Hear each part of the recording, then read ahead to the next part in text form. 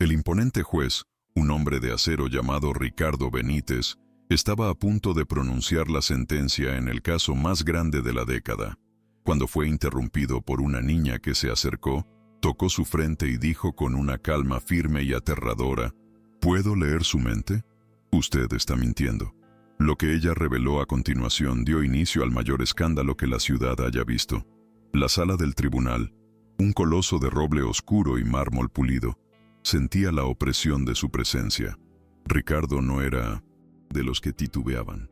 Sus ojos, fríos como el invierno andino, habían visto lágrimas y súplicas incontables, pero su corazón, o lo que quedaba de él, permanecía impasible. Se había ganado el apodo de El Verdugo, no por casualidad, sino por su implacable adherencia a una ley que, en sus manos, a menudo se torcía hasta romper lo humano. Para él, la justicia era un mecanismo frío, un engranaje sin alma, y cualquiera que intentara interponer sentimientos en su camino sería aplastado sin piedad. Sus sentencias habían modelado la realidad legal del país durante años, dejando un rastro de vidas destrozadas y esperanzas pisoteadas. Pero para Ricardo, todo era parte del juego, un juego donde solo las reglas escritas importaban, no las vidas que esas reglas afectaban. Él se sentía intocable, inalcanzable, una figura omnipotente que nadie se atrevía a cuestionar, un pilar inamovible de un sistema que, en el fondo, él mismo había corrompido hasta la médula, sin remordimientos, sin un solo atisbo de culpa en sus ojos gélidos que reflejaban la desolación de su propio espíritu. La atmósfera se espesaba con cada segundo que pasaba, una tensión palpable que electrizaba el aire, mientras la pluma del juez esperaba, suspendida sobre el papel, para dictar el destino de un hombre que, como tantos otros, era solo una pieza más en su tablero de ajedrez particular. De repente, un sonido inusual, suave pero persistente, rompió el silencio cargado. Pasos descalzos, pequeños y desiguales, resonaron desde el fondo de la sala, atrayendo todas las miradas como un imán invisible. Una niña, frágil y desaliñada, con ropas simples y el cabello enredado, avanzaba sola por el pasillo central del tribunal. Un guardia, aturdido, intentó detenerla, pero ella, con una calma perturbadora, simplemente levantó una mano, y el hombre, inexplicable e involuntariamente, se detuvo en seco, como si una fuerza invisible lo hubiera anclado al suelo. La escena era irreal, sacada de un sueño, o una pesadilla, para Ricardo. ¿Quién era esa intrusa? ¿Cómo se atrevía a interrumpir su momento de gloria? Pero la niña no se detuvo. Sus ojos infantiles, pero extrañamente profundos, estaban fijos en él, en Ricardo, como si supiera exactamente a dónde iba y lo que tenía que hacer. Era como si el tiempo se hubiera detenido. Cada tic del reloj, cada respiración contenida en la sala de audiencias, giraba en torno a su pequeña figura, una anomalía en aquel templo de la ley, una presencia que desafiaba toda lógica y protocolo. Nadie podía mover un músculo, nadie podía decir una palabra. La niña, con cada paso, se apoderaba del espacio, de la atención, de cada átomo de aire en la estancia. Y Ricardo, el todopoderoso verdugo, sintió un escalofrío que le recorrió la espalda, un presagio, una advertencia de que su mundo, su impecable y calculada farsa, estaba a punto de desmoronarse en 1000 pedazos. La pequeña figura se detuvo a pocos pasos del estrado del juez, y con una determinación asombrosa, subió los 2 escalones de madera, quedando cara a cara con Ricardo. Él frunció el ceño. El pánico comenzaba a burbujear bajo su expresión de piedra. «Seguridad», ordenó, su voz apenas un murmullo. Pero su mandato, esta vez, no tuvo efecto alguno. Los guardias paralizados miraban la escena con los ojos desorbitados, incapaces de obedecer, como si una barrera invisible los retuviera. Fue entonces cuando la niña, con su mano pequeña y sucia, con un rasguño en la muñeca que contrastaba con la pulcritud de aquel lugar, levantó los dedos y los posó suavemente sobre la frente de Ricardo. Un choque casi imperceptible recorrió la sala, una ola de energía inaudible pero palpable, y luego, su voz, firme pero dulce, resonó en el silencio sepulcro. «Puedo leer tu mente, pues. Has mentido durante demasiado tiempo, y ahora, el mundo va a verlo. Tu verdad, tu verdadera cara, no la que has construido con togas y sentencias, sino la que escondes bajo esa máscara de impasibilidad, está a punto de ser expuesta a la luz del día, una luz cegadora que revelará la podredumbre de tu alma. Prepárate, porque lo que está por venir no se borrará con un golpe de mazo, ni se silenciará con tecnicismos legales. Esta es la verdad, una verdad que gritará más fuerte que cualquier veredicto, y te perseguirá hasta los confines de tu existencia, sin importar dónde intentes esconderte. El impacto fue devastador. Un susurro colectivo invadió el tribunal, seguido de un silencio sepulcral que era aún más ensordecedor. Ricardo se quedó estático, sus ojos muy abiertos, como si la mano de esa niña hubiera perforado su piel y tocado algo mucho más profundo, algo que él había enterrado bajo capas de arrogancia y poder. ¿Qué? ¿Qué dijiste?, murmuró. Su voz temblaba a pesar de sus esfuerzos por controlarla. ¿Me estás amenazando? Esto es una afrenta al tribunal, una farsa orquestada para desacreditarme. Pero la niña no respondió. Sus ojos, cargados de una sabiduría imposible para alguien tan joven, permanecían fijos en los de él, penetrando su alma. Las cámaras comenzaron a girar. Los reporteros se pusieron de pie. Los teléfonos móviles se alzaron como estandartes en un campo de batalla inesperado.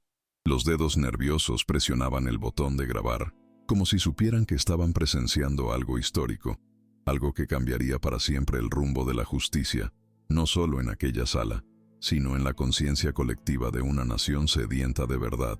Un periodista, con la voz entrecortada, le susurró a su colega: ¿Quién es esa niña? ¿De dónde salió? ¿Cómo sabe tanto? ¿Quién la envió aquí para desvelar un secreto tan oscuro?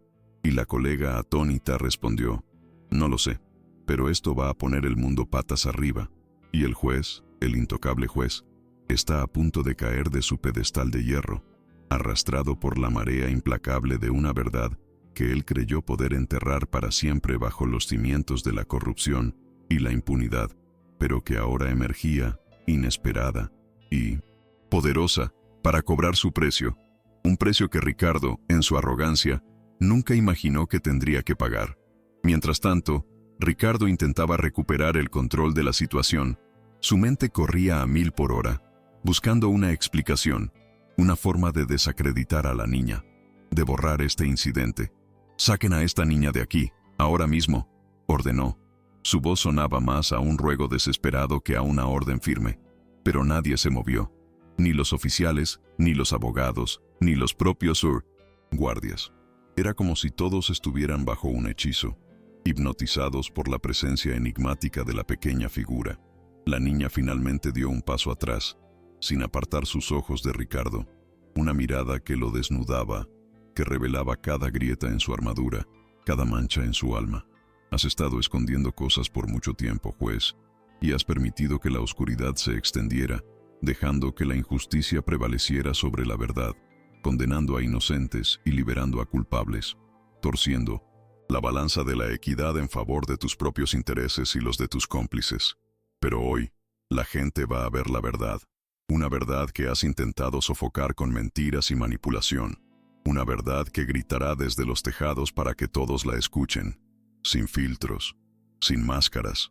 Él sabe de qué estoy hablando, él sabe lo que hizo, cada acto de traición, cada sentencia injusta, cada vida que destruyó sin remordimientos, cada alma que aplastó bajo el peso de su martillo. La tensión en la sala era asfixiante, el aire pesado con la expectación y el miedo. ¿Quién era esa niña que, con su sola presencia, había logrado desestabilizar al juez más temido del país, a un hombre que se creía invencible, inquebrantable, una fuerza de la naturaleza en el ámbito legal? La respuesta a esa pregunta flotaba en el ambiente, invisible pero innegable. Y Ricardo, por primera vez en su vida, sintió el frío abrazo del miedo. Un miedo que no venía de una amenaza externa, sino de la implacable verdad que se cernía sobre él, revelando la fragilidad de su imperio construido sobre cimientos de arena y corrupción. Ricardo intentó recomponerse, su rostro una máscara de furia y desconcierto. «Esto es un circo, una manipulación absurda, una farsa», gritó tratando de proyectar autoridad, pero sus ojos, esos ojos que antes eran de acero, ahora estaban inquietos, traicionando su alma. Miraban a la niña con una mezcla de reconocimiento y terror, como si, en sus facciones inocentes, viera un reflejo de su propio pasado, un fantasma que había intentado enterrar bajo montañas de dinero y poder. Fue en ese instante cuando la niña dio un paso al costado y, mirando directamente a las cámaras que ahora grababan cada uno de sus movimientos, dijo con una voz que, aunque suave, resonó en cada rincón de la sala: «Él no es quien ustedes creen que es, y puedo probarlo. Su fachada de justicia es solo una máscara, una elaborada puesta en escena para ocultar la podredumbre que lo consume por dentro, la avaricia que lo impulsa, la sed de poder que lo ha convertido en un instrumento de la injusticia. Él ha utilizado su posición para enriquecerse, para proteger a los culpables y para castigar a los inocentes, para torcer la ley a su antojo, ignorando el sufrimiento de aquellos a quienes juró proteger. Su historial está manchado con la sangre de los inocentes y el lodo de la corrupción, y hoy todo eso saldrá a la luz, sin piedad, sin concesiones, sin que nadie pueda detener esta marea, imparable de verdad». Un escalofrío recorrió la espalda de todos los presentes. Un fiscal dejó caer su pluma al suelo con un ruido sordo que se magnificó en el silencio. La niña seguía allí, pequeña, frágil, pero en ese momento era ella quien dominaba el espacio, como si hubiera venido con una misión de justicia divina que ningún poder terrenal, ni siquiera el absoluto de un juez, podría silenciar. Su presencia era un faro de verdad en la oscuridad de la corrupción, una esperanza para aquellos que habían perdido la fe en la justicia, una bofetada para aquellos que creían que podían salirse con la suya para siempre. Su nombre, su sola presencia, bastó para silenciar al tribunal. Alma no necesitó alzar la voz, bastó la forma en que miraba a Ricardo, firme, inquebrantable, para que todo el recinto se rindiera al silencio. Sus pies descalzos, sucios de polvo, parecían desentonar por completo con aquel piso de mármol pulido y las elegantes alfombras, pero ella se mantenía allí, con una dignidad que desarmaba, como si estuviera exactamente donde debía estar, en el centro de la tormenta que ella misma había desatado. «Me llamo Alma», dijo sin prisa, su voz clara como el agua. «Tengo 10 años, y estoy aquí porque alguien tiene que decir la verdad, una verdad que ha sido silenciada por el miedo, por la corrupción, por el poder de hombres como usted, que se han olvidado de lo que significa la justicia, de lo que significa la humanidad».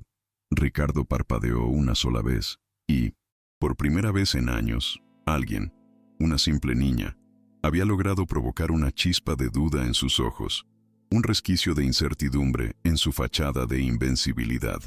12 de septiembre de 2013, continuó Alma, con una precisión que helaba la sangre. «Usted entró al café La Viña a las 8:17 de la mañana. Se sentó en la mesa del fondo y recibió un sobre marrón. Dentro había $50,000 en efectivo. El público se agitó. Un fotógrafo soltó una maldición por lo bajo, apenas audible en el murmullo creciente. La fiscal, sin parpadear, murmuró: «¿Eso está en el expediente? ¿Cómo es posible que esta niña sepa esto, si no hay registro de ello en ningún documento público, ni en las transcripciones, ni en los informes de inteligencia que hemos recopilado durante meses de ardua investigación?» Pero no lo estaba.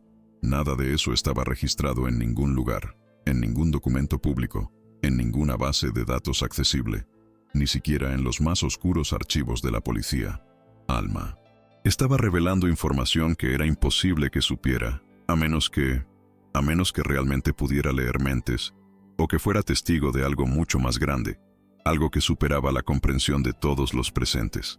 «El sobre», continuó Alma, sin inmutarse por el creciente alboroto en la sala, «fue entregado por Mauro Robles, ejecutivo de Eléctrica C, quien quería que se archivara un proceso ambiental. Usted lo archivó 3 días después. Esto es un absurdo», gritó uno de los abogados, defensores, su voz resonando en el recinto. «Alguien saque a esta niña de aquí. Esto es una interrupción inaceptable del procedimiento, una calumnia sin fundamento». Pero ni los guardias se movían, seguían paralizados, como estatuas. Nadie se atrevía a interrumpirla. Era como si cada palabra suya tuviera el peso de una sentencia, una condena ineludible que se cernía sobre la cabeza del juez. Ricardo intentó recomponerse, su rostro pálido, la mandíbula tensa. Estás delirando, niña. Eso no tiene fundamento.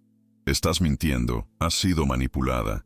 Te han utilizado para montar un show, para desacreditarme, para desviar la atención de la verdad, para proteger a los verdaderos culpables. Esto es una patraña, una vil mentira. Alma dio un paso al frente. Sus ojos no flaquearon. ¿Quiere que diga el número de la cuenta que usted tiene en las Islas Caimán, juez?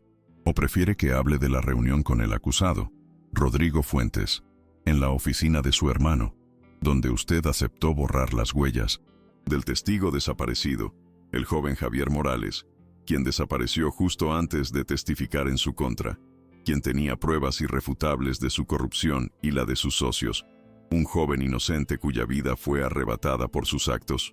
Con cada nombre, cada fecha, cada cifra exacta, el rostro de Ricardo perdía color, se tornaba lívido, como el de un fantasma. Aún intentaba mantener su expresión impasible, pero sus manos lo traicionaban, sus dedos temblaban incontrolablemente, su mandíbula se tensaba hasta el punto de dolor. ¿Cómo sabe todo eso?, pensaba Ricardo, el terror escalando en su interior. ¿Quién le dio esa información? Esto no es posible, es una brujería, una maldición, una trampa bien orquestada. Pero lo era, y lo más aterrador era que Alma no leía de ningún papel, ni una tableta, ni una nota. Todo salía de su memoria con la tranquilidad de quien solo cuenta algo que vio o sintió, una verdad innegable que él había creído sepultada para siempre, pero que ahora emergía, inesperada y poderosa, para derribar su imperio de mentiras. En 2015, continuó Alma, su voz resonando con una quietud que aterraba más que cualquier grito. Usted condenó a una mujer inocente por homicidio, juez. Ella se llamaba Sofía Valdés y había denunciado al jefe de policía por extorsión. Un hombre corrupto que estaba coludido con usted en múltiples tramas. Y usted, Ricardo, la mandó callar. La envió a la oscuridad de una prisión por 30 años, borrando su vida, su nombre, su esperanza. Sofía tenía un hijo pequeño. Juez, un niño. La palabra niño dolió. Se incrustó como una astilla en el corazón endurecido de Ricardo. Casi cerró los ojos. El dolor, un dolor que él creía haber olvidado, o incluso nunca haber sentido, comenzaba a roerle las entrañas. Alma lo notó. Sus ojos, extrañamente compasivos, no lo abandonaban. Él lloró en la sala de espera de la prisión por más de una hora, ese niño pequeño, sin comprender por qué su madre, su único pilar, era arrancada de su lado para siempre. Pero usted, Ricardo, no quiso recibirlo. Dijo que era irrelevante, que no se conmovía con el teatro, con las lágrimas de un niño, con el sufrimiento de una madre. Esas palabras, dichas con tal precisión, eran como cuchillas frías sobre un corazón que fingía no sentir, que se había acostumbrado a la crueldad, a la indiferencia, a la negación de la propia humanidad. Cada una de las palabras de Alma era un martillazo en el muro que Ricardo había construido a su alrededor. Un muro de mentiras y autoengaño, que ahora se desmoronaba ante los ojos de un tribunal atónito, de un país que observaba con incredulidad cómo el intocable verdugo era desnudado de su poder por la voz de una niña. Todas las cámaras ahora apuntaban directamente a Ricardo, el hombre que tantas veces había humillado a acusados, ignorado súplicas de clemencia y pisoteado la dignidad de inocentes. Se desmoronaba en silencio, cada músculo de su rostro contraído en una lucha interna que no podía ocultar. La prensa ya empezaba a transmitir en tiempo real, y en las redes sociales, el nombre Alma se esparcía como un huracán, una fuerza imparable que arrasaba con la reputación del juez, con la imagen de un sistema inmaculado. ¿Quién es esa niña?, preguntaban en las etiquetas y tendencias. ¿De dónde salió? ¿Cómo sabe tanto? ¿Quién está detrás de esta revelación? Un reportero susurró a su equipo, con una mezcla de asombro y euforia. Esto no es solo una denuncia, esto es una condena pública, una ejecución mediática, un juicio social que el juez Ricardo Benítez nunca podrá ganar. No importa lo que haga, no importa lo que diga, su imagen, su legado, están siendo pulverizados por la verdad inquebrantable de una niña. Y entonces Alma dio el golpe final, no con gritos, sino con la verdad cruda y directa. una verdad que despojó a Ricardo de la última brizna de su dignidad. Usted ya no tiene derecho a juzgar a nadie, Ricardo, porque hace mucho que dejó de ser justo, hace mucho que su corazón se endureció y sus ojos se cegaron ante la verdad, ante el dolor ajeno. Pero ahora el mundo lo está viendo, sin filtros, sin máscaras, sin la protección de su toga y su martillo. La gente lo está viendo tal como es, un hombre roto, un mentiroso, un corrupto, un depredador que se escudaba en la ley para sus fines más oscuros. Ella retrocedió un paso, sus ojos fijos en él, sin una pizca de rencor, solo la fría y serena luz de la justicia. Ricardo se llevó la mano a la boca. Su cuerpo temblaba incontrolablemente. En esa corte donde siempre había tenido la voz más fuerte, donde su palabra era ley, ahora reinaba un silencio absoluto, un silencio que lo aplastaba, que resonaba con el eco de sus propias mentiras, de sus propias injusticias. Todo lo que se dijo no podía desmentirse, y el daño, para su reputación y para el sistema que representaba, apenas comenzaba, una herida abierta que sangraría por mucho tiempo. En los minutos siguientes a las últimas palabras de Alma, el tribunal se convirtió en un campo de murmullos, de miradas cruzadas que intentaban descifrar lo que acababa de suceder, y de celulares que vibraban al unísono, anunciando la noticia que se propagaba como un incendio forestal. Afuera, los reporteros se agolpaban en los escalones del edificio, sus micrófonos extendidos, sus cámaras listas, esperando que el juez saliera para obtener cualquier reacción, una palabra, un gesto que les confirmara la magnitud de la debacle. Pero Ricardo Benítez no. Salió. Se quedó allí, inmóvil, hundido en el sillón de madera tallada, como si se hubiera transformado en una estatua de hierro candente, consumido por la vergüenza, por la implacable verdad que lo había alcanzado. La niña, esa pequeña figura que nadie conocía, había expuesto lo que ni los periodistas más audaces, ni los fiscales más experimentados, lograron durante décadas de intentos, revelando una red de corrupción tan intrincada y profunda que ahora todo ardía, desde los cimientos de la justicia hasta los pasillos del poder, una conflagración que amenazaba con devorar a todos los involucrados, y que él, Ricardo, había encendido con sus propias manos, con cada sentencia injusta, con cada soborno aceptado, con cada conciencia silenciada. El aire en la sala se había vuelto denso, cargado de la inminencia de un colapso, el presagio de que el sistema, tal como lo conocían, estaba a punto de implosionar, arrastrando consigo a sus pilares más oscuros y a aquellos que se creían por encima de la ley. Al día siguiente, los periódicos titularon Lo impensable. El juez que juzgaba a todos, ahora está en la mira de la verdad, decían las portadas, con fotografías de Ricardo y Alma que inundaban cada medio impreso y digital. Los videos con el discurso de Alma ya sumaban millones de vistas en cuestión de horas, viralizándose por cada rincón del planeta.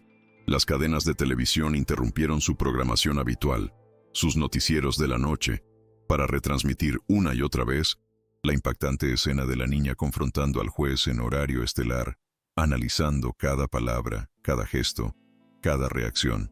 ¿Quién es esa niña? ¿Quién es Alma?, repetían los presentadores en vivo, con voces que no podían ocultar su asombro. Mientras tanto, el gobierno, presionado por el clamor público, por la fuerza incontestable de los relatos que surgían de boca en boca, de testigo en testigo, creó un comité de investigación de emergencia, una comisión especial para desentrañar la verdad detrás de las acusaciones. En menos de 48 horas, comenzaron las órdenes de cateo, las redadas en oficinas y residencias. Se incautaron computadoras, se forzaron cajones, se revisaron cajas fuertes, y con cada nueva hoja de cálculo encontrada, cada documento incriminatorio, se revelaba otro eslabón de la cadena podrida, transacciones ilegales, conversaciones comprometedoras que develaban acuerdos oscuros, nombres conocidos, incluso celebrados en la sociedad, que ahora se desmoronaban bajo el peso de la evidencia. Jueces, fiscales, empresarios, políticos, un verdadero mapa de corrupción cosido con sangre fría y firma estampada, un intrincado entramado que había operado bajo el manto de la impunidad durante años y que ahora, gracias a una niña, Estaba siendo expuesto a la luz, a la crítica, al juicio de una sociedad que exigía justicia. Ricardo lo veía todo por la televisión de la celda provisional donde había sido recluido, un observador impotente de su propia destrucción, de la caída de 1900, su imperio. Sentado en silencio en el frío suelo de su celda, Ricardo apretaba los dedos contra sus rodillas, como si quisiera aplastar su propio pasado con la fuerza de sus manos, borrar cada error, cada decisión corrupta, cada vida que había destrozado. Al tercer día de su reclusión, el gobierno emitió un comunicado oficial, leído con solemnidad en todos los noticieros. Existen indicios contundentes de que el magistrado Ricardo Benítez participó en una organización criminal con ramificaciones judiciales, políticas y empresariales, una red de corrupción que ha socavado los cimientos de nuestra nación y que operó impunemente durante años, bajo el amparo de su poder. La caída fue tan rápida como violenta, un golpe demoledor para el hombre que antes representaba el martillo de la justicia, el pilar inquebrantable de la ley. Ahora, Ricardo usaba esposas, conducido por los mismos pasillos donde había condenado a tantos, bajo la mirada de sus antiguos subalternos, de los guardias que antes lo temían, y que ahora lo veían como un hombre común, despojado de toda su autoridad, de toda su prepotencia. En uno de los momentos más simbólicos y desgarradores, una cámara de seguridad lo captó cruzando los portones de la penitenciaría con la cabeza baja. Una imagen que nunca antes se había visto de él. El hombre altivo, el juez de hierro, ahora humillado. Su figura antes imponente, ahora encorvada bajo el peso de su propia vergüenza, de su propio pecado, el precio de una vida de engaños y abusos de poder. Durante la audiencia de control, en la que se decidiría su futuro inmediato, Ricardo no pudo sostener la mirada del juez encargado del caso, un hombre que antes había sido su colega, un inferior al que él había despreciado. La sala parecía girar a su alrededor. Las paredes se cerraban sobre él. Las voces se convertían en un zumbido indistinto que lo asfixiaba. ¿Tiene algo que decir, señor Benítez?, preguntó el magistrado con una voz que, aunque profesional, contenía un dejo de ironía, de justicia poética. Ricardo vaciló. Sus labios temblaban. Su mente era un torbellino de recuerdos, de rostros. No, respondió al fin con un hilo de voz, apenas audible, pero dentro de él, un remolino de imágenes y emociones lo devoraba. Eran los rostros que había ignorado, las súplicas que eligió no escuchar, las vidas que había aplastado sin remordimientos, y por encima de todos, la imagen de aquella niña, Alma, de pie frente a él en el tribunal, con su mano en la frente, como si le hubiera mostrado su propio reflejo, la imagen distorsionada y grotesca de un monstruo, un tirano que se escondía detrás de la toga. Mientras tanto, en las redes sociales y programas de televisión, la figura de Alma se volvía casi mítica, una heroína popular, un símbolo de esperanza para aquellos que habían sido víctimas del sistema. Algunos decían que era hija de una víctima, otros que era un milagro ambulante, una especie de ángel justiciero, pero nadie sabía con certeza de dónde había venido, o a dónde se había ido después de su impactante intervención. Simplemente apareció, reveló la verdad y desapareció, dejando tras de sí un rastro de caos y la promesa de una justicia que, por fin, comenzaba a asomarse. Lo más irónico, lo más doloroso, es que entre la avalancha de documentos, mensajes incriminatorios y registros bancarios que se incautaron en la investigación, lo que realmente derrumbó el imperio de Ricardo no fue ninguna prueba formal, ningún testimonio de un testigo protegido, ninguna confesión arrancada bajo presión. Fue el valor silencioso de una niña, una presencia pura, inesperada, que transformó la justicia en algo más que ley, en algo más profundo que un mero conjunto de reglas. La convirtió en verdad.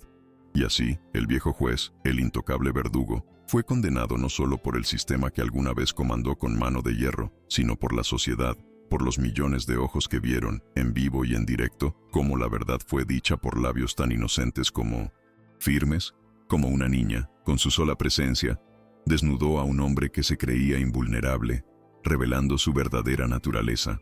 La sentencia fue severa, sin privilegios, sin toga, sin los aplausos que antes recibía en los salones del poder.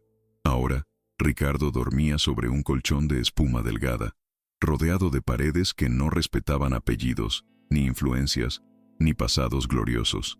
Por primera vez en su vida, estaba del otro lado de la sentencia, el lado de los condenados, de los olvidados, de aquellos a quienes él mismo había enviado a la oscuridad sin una pizca de remordimiento. Y el peso de esa realidad, la cruda verdad de su nueva existencia, se cernía sobre él como una losa de plomo, ahogándolo en un abismo de soledad y arrepentimiento.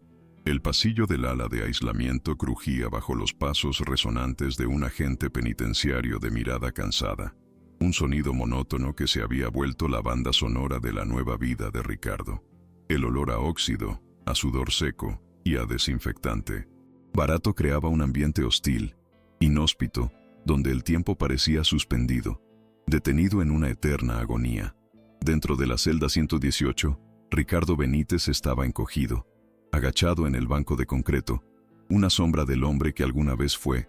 El brillo de sus ojos, antes fríos como el hielo y llenos de arrogancia, ahora era opaco, dolorosamente humano, reflejando el tormento de su alma. Desde que fue detenido, no lo atormentaban las rejas, ni el encierro, ni la pérdida de su poder, sino las palabras de aquella niña: Alma, puedo leer tu mente. Has mentido durante mucho tiempo.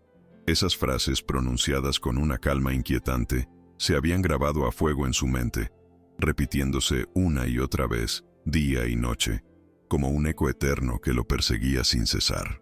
Los días se arrastraban en un silencio ruidoso, solo interrumpido por el chasquido metálico de los portones al cerrarse y el tintinear lejano de las cadenas, sonidos que resonaban en su cabeza como una condena perpetua. La comida llegaba sin sabor, el tiempo no pasaba, y su mente, su mente, era una prisión más cruel que cualquier celda de concreto, una cárcel de remordimientos y recuerdos que lo devoraba desde dentro, sin piedad, sin escape.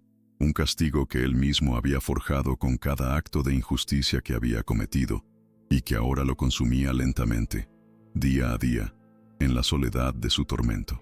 Cuando la puerta de metal chirrió aquella tarde calurosa, un sonido áspero que rompía la monotonía del encierro. Ricardo ni siquiera se giró, esperaba otra visita burocrática, el desfile interminable de abogados, investigadores y oficiales que intentaban arrancarle confesiones, obtener información, exprimirlo hasta la última gota, pero algo en esa presencia que acababa de entrar a su celda era distinto. Era como si el aire hubiera cambiado, se hubiera vuelto más ligero, más puro, con una vibración tranquila, firme, inexplicable, que llenó el espacio con una sensación de paz que él no había sentido en 1900 décadas. Una voz suave, casi familiar, cortó el silencio de la celda. «Todavía estás aquí, juez», dijo la voz, una voz que resonaba en lo más profundo de su ser. Ricardo levantó lentamente la mirada. Sus ojos, antes vacíos, ahora se llenaban de asombro, y por un instante, un efímero instante, olvidó dónde estaba, olvidó su celda, olvidó su condena. Alma estaba allí, la misma niña, la que había irrumpido en su tribunal, la que había desvelado sus secretos, la que había derribado la coraza que él tardó una vida en construir. Una coraza de indiferencia y crueldad que ahora se había hecho añicos, dejando su alma expuesta. Estaba de pie frente a él, descalza, con la misma ropa simple, pero sus ojos, esos ojos, cargaban algo que Ricardo nunca tuvo el valor de sostener. Una pureza sin ingenuidad, una sabiduría que iba más allá de su corta edad, una fuerza silenciosa que lo desarmaba por completo. «¿Por qué viniste?», preguntó Ricardo, su voz temblorosa, más ronca de lo que imaginaba, como si llevara siglos sin ser usada. Alma se acercó despacio, sus movimientos eran gráciles y deliberados.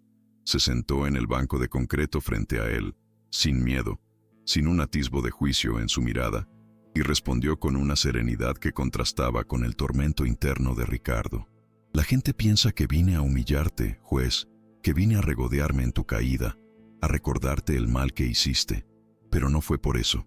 Vine para recordarte algo mucho más importante».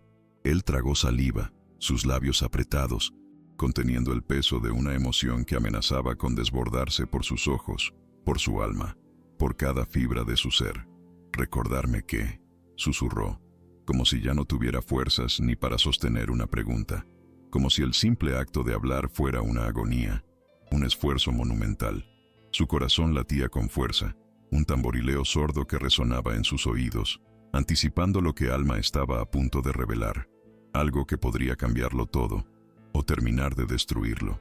Alma entrelazó los dedos sobre su regazo con un gesto delicado pero firme, sus ojos fijos en los de Ricardo, una mirada que no juzgaba, sino que invitaba a la introspección, que el mal que causaste no tiene que ser lo último que dejes en este mundo, juez, que aún hay tiempo para la redención, para la reparación, para que esa oscuridad que te consumió no sea tu epitafio final. Hay un camino de vuelta, un sendero para reconstruir, para enmendar lo que se puede enmendar. Fue como si el techo de la celda se derrumbara sobre Ricardo, no por su peso físico, sino por la verdad inmensa de esas palabras. Una verdad que golpeaba su alma con la fuerza de un rayo. Se desmoronó por dentro, su cuerpo encorvado, las lágrimas brotando sin control, una liberación que no sentía desde su infancia. «Deberías odiarme», confesó con la cabeza baja, su voz ahogada por el llanto, sus manos aferradas a sus rodillas con desesperación. «Deberías escupirme en la cara, darme la espalda, maldecirme por lo que hice, por el sufrimiento que causé. Fui cruel con tanta gente, Alma. ¿Y tú?», se interrumpió a sí mismo, la voz ahogada en lamentos, en el remordimiento que lo carcomía. «Fui un monstruo», repitió casi como una confesión íntima, un secreto que llevaba guardado por años. Un monstruo con toga y corbata, un tirano que usaba la ley como arma, que se escondía detrás de la justicia para cometer las mayores atrocidades. Sus dedos se aferraban a sus rodillas con fuerza, sus hombros temblaban, sacudidos por los espasmos de un llanto inconsolable, un llanto que purificaba, que lavaba las heridas de su alma. Alma entonces dio un paso hacia él, su movimiento suave, casi imperceptible, pero cargado de un significado profundo. Le colocó la mano en el hombro, un gesto simple, pero que hizo estremecer a Ricardo, una conexión humana que lo traspasó hasta la médula. Los monstruos no sienten arrepentimiento, juez. Los monstruos no lloran. Los monstruos solo destruyen, sin mirar atrás, sin una pizca de humanidad. Pero los hombres rotos, esos sí pueden reconstruirse. Esos hombres pueden encontrar un camino de vuelta, pueden redimirse, pueden enmendar sus errores. Su toque era suave, pero en él había el peso del perdón no entregado, un perdón que no se pedía, pero que aún así estaba disponible, latente, esperando ser aceptado. Esa escena parecía sacada de una película, de un sueño o de una visión divina. Una niña pequeña, frágil ante los ojos del mundo, y aún así capaz de arrodillar a un juez con la fuerza de una presencia que desbordaba sentido, una presencia que irradiaba compasión y esperanza. «Todavía puedes hacer algo», dijo Alma, sus ojos puestos en él, pero como si hablara con cada alma olvidada por su pluma, por su indiferencia, por su crueldad. «No todo está perdido, Ricardo. Hay mucha gente que fue enterrada viva por tus errores, gente olvidada, gente que aún está allí, esperando, sufriendo, pidiendo una oportunidad para que su verdad salga a la luz. Tú puedes ser su voz, tú puedes ser el instrumento de su liberación. Aún tienes tiempo para cambiar su destino, para aliviar su dolor». Ricardo escuchaba en silencio. Cada palabra de Alma era un clavo martillado con urgencia en el ataúd de su antigua vida. Un sonido sordo que resonaba en su alma, abriendo grietas en su indiferencia, permitiendo que la luz de la verdad se filtrara en la oscuridad de su remordimiento. Cuando ella se levantó para irse, él quiso detenerla, decirle más, preguntarle quién era en realidad esa niña, de dónde venía tanta sabiduría, por qué se preocupaba por él, un hombre que había causado tanto daño, por qué le ofrecía una esperanza que él creía haber perdido para siempre, pero permaneció inmóvil, paralizado por la magnitud de sus propios sentimientos, por la vergüenza que lo consumía, por el peso de una redención que se sentía inalcanzable. Alma dejó una hoja doblada sobre el banco de concreto, un gesto silencioso pero cargado de significado. «Nombres, historias. Empieza por ellos», dijo, y la frase quedó suspendida en el aire como una orden velada. una convocatoria divina que resonó en lo más profundo del ser de Ricardo. Era un llamado a la acción, una invitación a la reparación, un faro en la oscuridad de su celda. Ella caminó hacia la puerta con la calma de quien sabe que su misión apenas comienza, o tal vez, con la serenidad de quien ya había cumplido su propósito, dejando una semilla de esperanza en el corazón de un hombre roto. La puerta se cerró con un chasquido seco, un sonido que antes significaba encierro y castigo, pero que ahora, misteriosamente, transformaba la celda en una sala de espera para algo más grande, algo más trascendente. Cuando el silencio volvió, ya no era el mismo. Estaba cargado de una nueva resonancia, de una promesa que antes era impensable. Ricardo tomó el papel con manos temblorosas. Su corazón latía con una mezcla de ansiedad y esperanza. Leyó el primer nombre, luego el segundo, cada letra un eco de vidas destrozadas por sus propias decisiones. Ramiro Ortiz, condenado a 22 años por asalto sin pruebas concluyentes, leyó, y sus ojos se llenaron de lágrimas. Lágrimas que no eran de desesperación, sino de una comprensión dolorosa, de una empatía que nunca antes había permitido sentir. Era como si por fin las voces que ignoró durante tanto tiempo, las súplicas que desestimó con fría indiferencia, estuvieran siendo escuchadas, resonando en su alma como un coro de lamentos y esperanzas. Por primera vez desde su encierro, sintió que había algo que hacer, un camino que recorrer, una reparación que emprender. Y todo eso porque una niña, una niña valiente, de mirada firme y corazón incorruptible, lo visitó y le mostró que aún había tiempo, que no todo estaba perdido, que la redención, aunque dolorosa, era posible, y que él, Ricardo Benítez, aún podía encontrar un propósito en medio de la desolación de su nueva realidad. La celda, aunque seguía oliendo a humedad y óxido, esa mañana tenía algo nuevo en el aire, una fragancia tenue de esperanza, de propósito, que contrastaba con la desesperación que había reinado allí por tanto tiempo. Ricardo Benítez despertó antes de que los guardias lo llamaran. El sol de la mañana filtrándose por la pequeña ventana enrejada, un rayo de luz que antes ignoraba, pero que ahora, milagrosamente, parecía iluminar su camino. La hoja con los nombres que Alma le había dejado seguía doblada bajo su almohada, ya marcada con anotaciones temblorosas de bolígrafo azul, un testamento de sus primeras horas de insomnio productivo, de su incipiente viaje hacia la redención. Sus ojos cansados recorrían cada línea como si buscaran rostros dentro de las letras, rostros de personas a las que había negado la justicia, a las que había arrojado a la oscuridad sin un solo pensamiento. Ramiro Ortiz, Francisca Morales, Danilo de Jesús. Cada nombre traía ecos del pasado, voces ahogadas que clamaban por ser escuchadas, miradas ignoradas que ahora lo perseguían en sus pensamientos, súplicas archivadas sin lectura que ahora se revelaban en toda su cruel verdad. Y ahora, cada uno de esos nombres parecía implorar, con una urgencia silenciosa: no nos dejes aquí, Ricardo, no nos dejes en el olvido, en la oscuridad de la prisión, en la injusticia que tú mismo nos impusiste. Él sentía el peso de esas palabras, un peso que antes había eludido, pero que ahora cargaba con una humildad que nunca creyó posible. Pasó la mañana con la cabeza agachada, absorto en su nueva misión, garabateando los márgenes de Tin non-denima.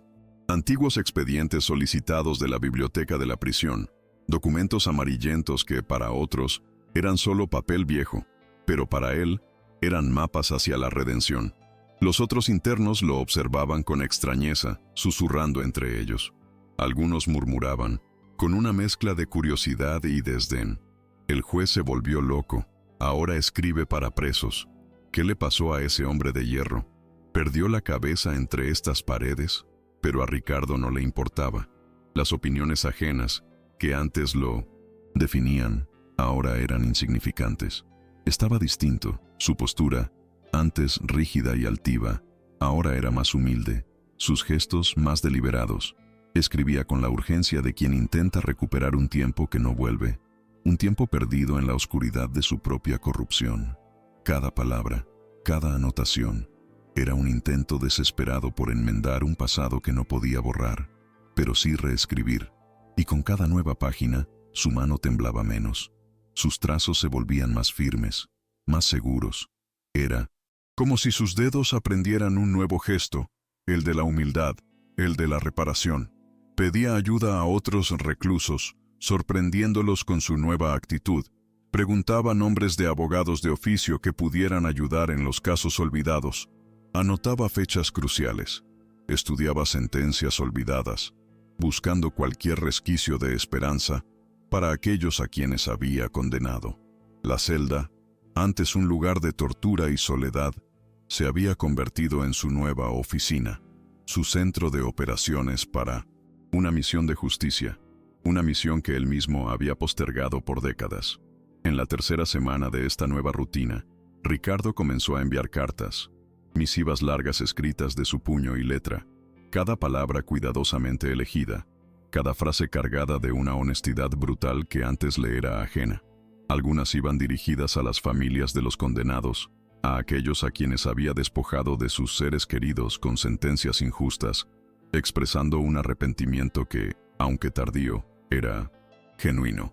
Otras, a abogados defensores y a jueces de instancias superiores, a quienes pedía que reevaluaran los casos que él mismo había cerrado con indiferencia, argumentando con la misma perspicacia legal que antes usaba para condenar, pero ahora con un propósito completamente diferente. Les pido que reevalúen el caso de Julio Serrano, escribió en una ocasión. Su letra, antes pulcra y arrogante, ahora más humilde, más humana. Las pruebas que lo condenaron no resistirían un análisis riguroso.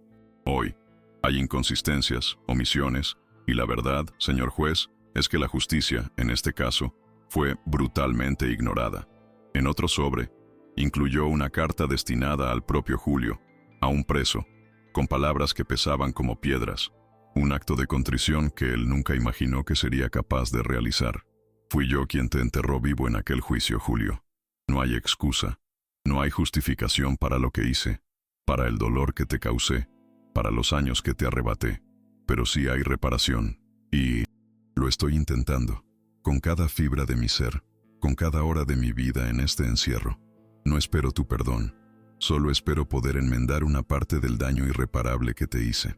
Las respuestas comenzaron a llegar lentamente, algunas con escepticismo, otras con rabia contenida, con el eco de un dolor que no se borraba fácilmente. Una mujer devolvió su carta rasgada, rota en pedazos, con notas en rojo escritas en los márgenes, cada palabra un reproche ardiente. Tu arrepentimiento no me... Devuelve a mi hijo, juez, decía una de las anotaciones. La tinta roja, un símbolo de la sangre derramada, del sufrimiento causado. Ricardo leyó eso decenas de veces, la carta hecha jirones en sus manos temblorosas, y no se defendió, no intentó justificar, no buscó excusas. Solo pegó los pedazos de la carta con cuidado, como si fueran fragmentos de un alma rota, y los guardó en un sobre especial, un recordatorio constante de su propio dolor y del dolor ajeno. Su dolor ahora también es mío, murmuró, su voz apenas un suspiro, y siguió adelante, con la determinación inquebrantable de quien ha encontrado un propósito más grande que su propia supervivencia. No esperaba perdón, no lo exigía, solo esperaba poder disminuir el daño que causó, aunque fuera demasiado tarde para algunos, aunque supiera que ciertas heridas nunca sanarían por completo. Su motivación ya no era el ego, ni el poder, sino una profunda y dolorosa necesidad de hacer lo correcto, de buscar la verdad que él mismo había sepultado, de ofrecer un poco de paz a aquellos a quienes había arrebatado todo, incluso la esperanza. Un día, en el comedor de la prisión, en medio del bullicio y el tintineo de los utensilios, un joven interno se acercó a Ricardo, su rostro marcado por la desconfianza, pero sus ojos contenían una chispa de curiosidad. «Usted le escribió a mi hermano», dijo, su voz áspera, pero con un matiz de asombro. Pensábamos que ya nadie se acordaba de él, que estaba perdido para siempre en el olvido de este lugar. Creíamos que la justicia lo había abandonado, que su caso era solo otro número en un archivo polvoriento. Ricardo levantó la vista, sorprendido por la interrupción. El muchacho debía tener unos 20 y tantos años, sus manos firmes, su mirada desconfiada, pero sinceramente agradecida. «Gracias», murmuró el joven, y se fue sin esperar respuesta. dejando a Ricardo con una mezcla de emociones que nunca antes había experimentado. Agradecimientos como ese dolían más que los insultos más crueles, más que las cartas rasgadas, porque mostraban que de algún modo su intento de reparación estaba llegando a algún lugar, que su trabajo silencioso en la celda no era en vano, que sus esfuerzos estaban, milagrosamente, tocando vidas. No todos los días traían esperanza, pero cuando lo hacían, dolían bonito, una punzada agridulce que le recordaba la magnitud del daño que había causado, pero también la posibilidad de una redención, por mínima que fuera. Era como si Alma aún estuviera allí, invisible, observando cada gesto, cada palabra, cada intento de enmendar el pasado, una presencia silenciosa que lo guiaba en la oscuridad de su nueva vida. Durante las noches de insomnio, cuando la celda se sumergía en una oscuridad densa y los ronquidos de los otros presos eran la única compañía, Ricardo soñaba con los rostros de aquellos a quienes había condenado injustamente, un desfile de espectros que lo atormentaban sin piedad. En uno de esos sueños recurrentes, volvió a ver a Alma. Estaba sentada en una sala de audiencias vacía, los pies descalzos colgando en el aire, mirando hacia el estrado donde él solía sentarse como juez, un trono que ahora le parecía lejano, irreal. «Todavía hay mucha gente esperando, Ricardo», decía su voz en el sueño, una voz clara y serena que resonaba en el vasto espacio. «Pero vas avanzando, paso a paso, enmendando un error a la vez. No te detengas, no te rindas, porque el camino es largo, pero la recompensa es la paz, una paz que solo puedes encontrar al hacer lo correcto». Y él despertaba, sudando, el corazón aún agitado por la visión, pero extrañamente menos apretado, menos oprimido por el peso de su culpa. Era extraño, casi infantil, pero parte de él creía que aquella niña aparecía en sus sueños a propósito, como si lo estuviera guiando por un laberinto que él mismo construyó con sus decisiones, un laberinto de injusticias y errores, y ahora ella, el faro de su conciencia, lo ayudaba a encontrar la salida. Y así, dentro de una celda pequeña, sucia y silenciosa, donde un día temió perderlo todo, Ricardo empezaba a construir algo nuevo, no una redención instantánea, ni un heroísmo forzado, sino una reconstrucción lenta y dolorosa, pieza por pieza, proceso por proceso, persona por persona, un camino arduo pero necesario hacia su propia transformación. Con las manos ahora firmes y la mente más clara que en cualquier otro momento de los últimos años de su vida, Ricardo se sentó frente a un nuevo paquete de expedientes. Su mesa improvisada en la celda se había convertido en su santuario de trabajo. Los papeles amarillentos, con sellos desvaídos por el tiempo y grapas oxidadas, parecían restos de una justicia dormida, de casos olvidados en los anaqueles del sistema, esperando ser rescatados de la oscuridad. En la parte superior de una de las hojas, un nombre familiar lo detuvo durante varios segundos, un eco de un pasado que no quería volver a visitar, un fantasma que lo perseguía en sus sueños. Miguel Herrera. El nombre le provocó una incomodidad inmediata, una punzada en el pecho, como un eco venido de un pasado que él había intentado borrar, un recuerdo enterrado bajo capas de indiferencia y culpa. Pasó la página, intentando ignorarlo, buscando otro caso, otro nombre que no resonara con tanta fuerza en su conciencia. Pero el nombre volvía otra vez, en otro proceso, en otra denuncia, ineludiblemente, Miguel Herrera. Algo lo arrastraba de nuevo, como si ese nombre pesara demasiado para ser olvidado, como si tuviera una fuerza gravitatoria propia que lo atraía inexorablemente. Se levantó de golpe, la silla raspando el suelo de concreto, y caminó de un lado al otro de la celda, sintiendo la respiración acelerarse, un nudo en el estómago que le impedía el paso del aire. Era solo otro condenado entre tantos, o eso decía el expediente, otro número en una lista interminable de vidas destrozadas. Pero al leer los detalles, algo dentro de él empezó a resquebrajarse, un muro que él había construido para protegerse, para evitar sentir, para ignorar el dolor ajeno. Acusado de homicidio calificado, pruebas inconsistentes, testimonio de la defensa ignorado, testigo clave desaparecido antes de declarar, leyó, y un sudor frío le recorrió la espalda. Ricardo se frotó los ojos, intentando disipar la neblina que nublaba su visión. pero la verdad era ineludible. La letra en la esquina de la sentencia final era la suya, inconfundiblemente. Su sello, su firma, la prueba irrefutable de su participación en 1979. Esa injusticia. Fui yo quien lo condenó, murmuró, como quien se traga vidrios rotos. La voz apenas un susurro que se perdía en el eco de la celda. Pero esto no está bien. Esto huele a podrido desde el principio, desde sus cimientos más oscuros. Hay algo más aquí, algo que yo ignoré, que permití que sucediera. Y la culpa, la responsabilidad, es mía. Jaló todo el expediente hacia sí, esparció los papeles sobre la pequeña mesa improvisada de la celda y comenzó a releerlo todo, con una urgencia que no le permitía respirar. 1, 2, 3 veces, Ricardo leyó cada página, cada párrafo, cada nota al pie del expediente de Miguel Herrera.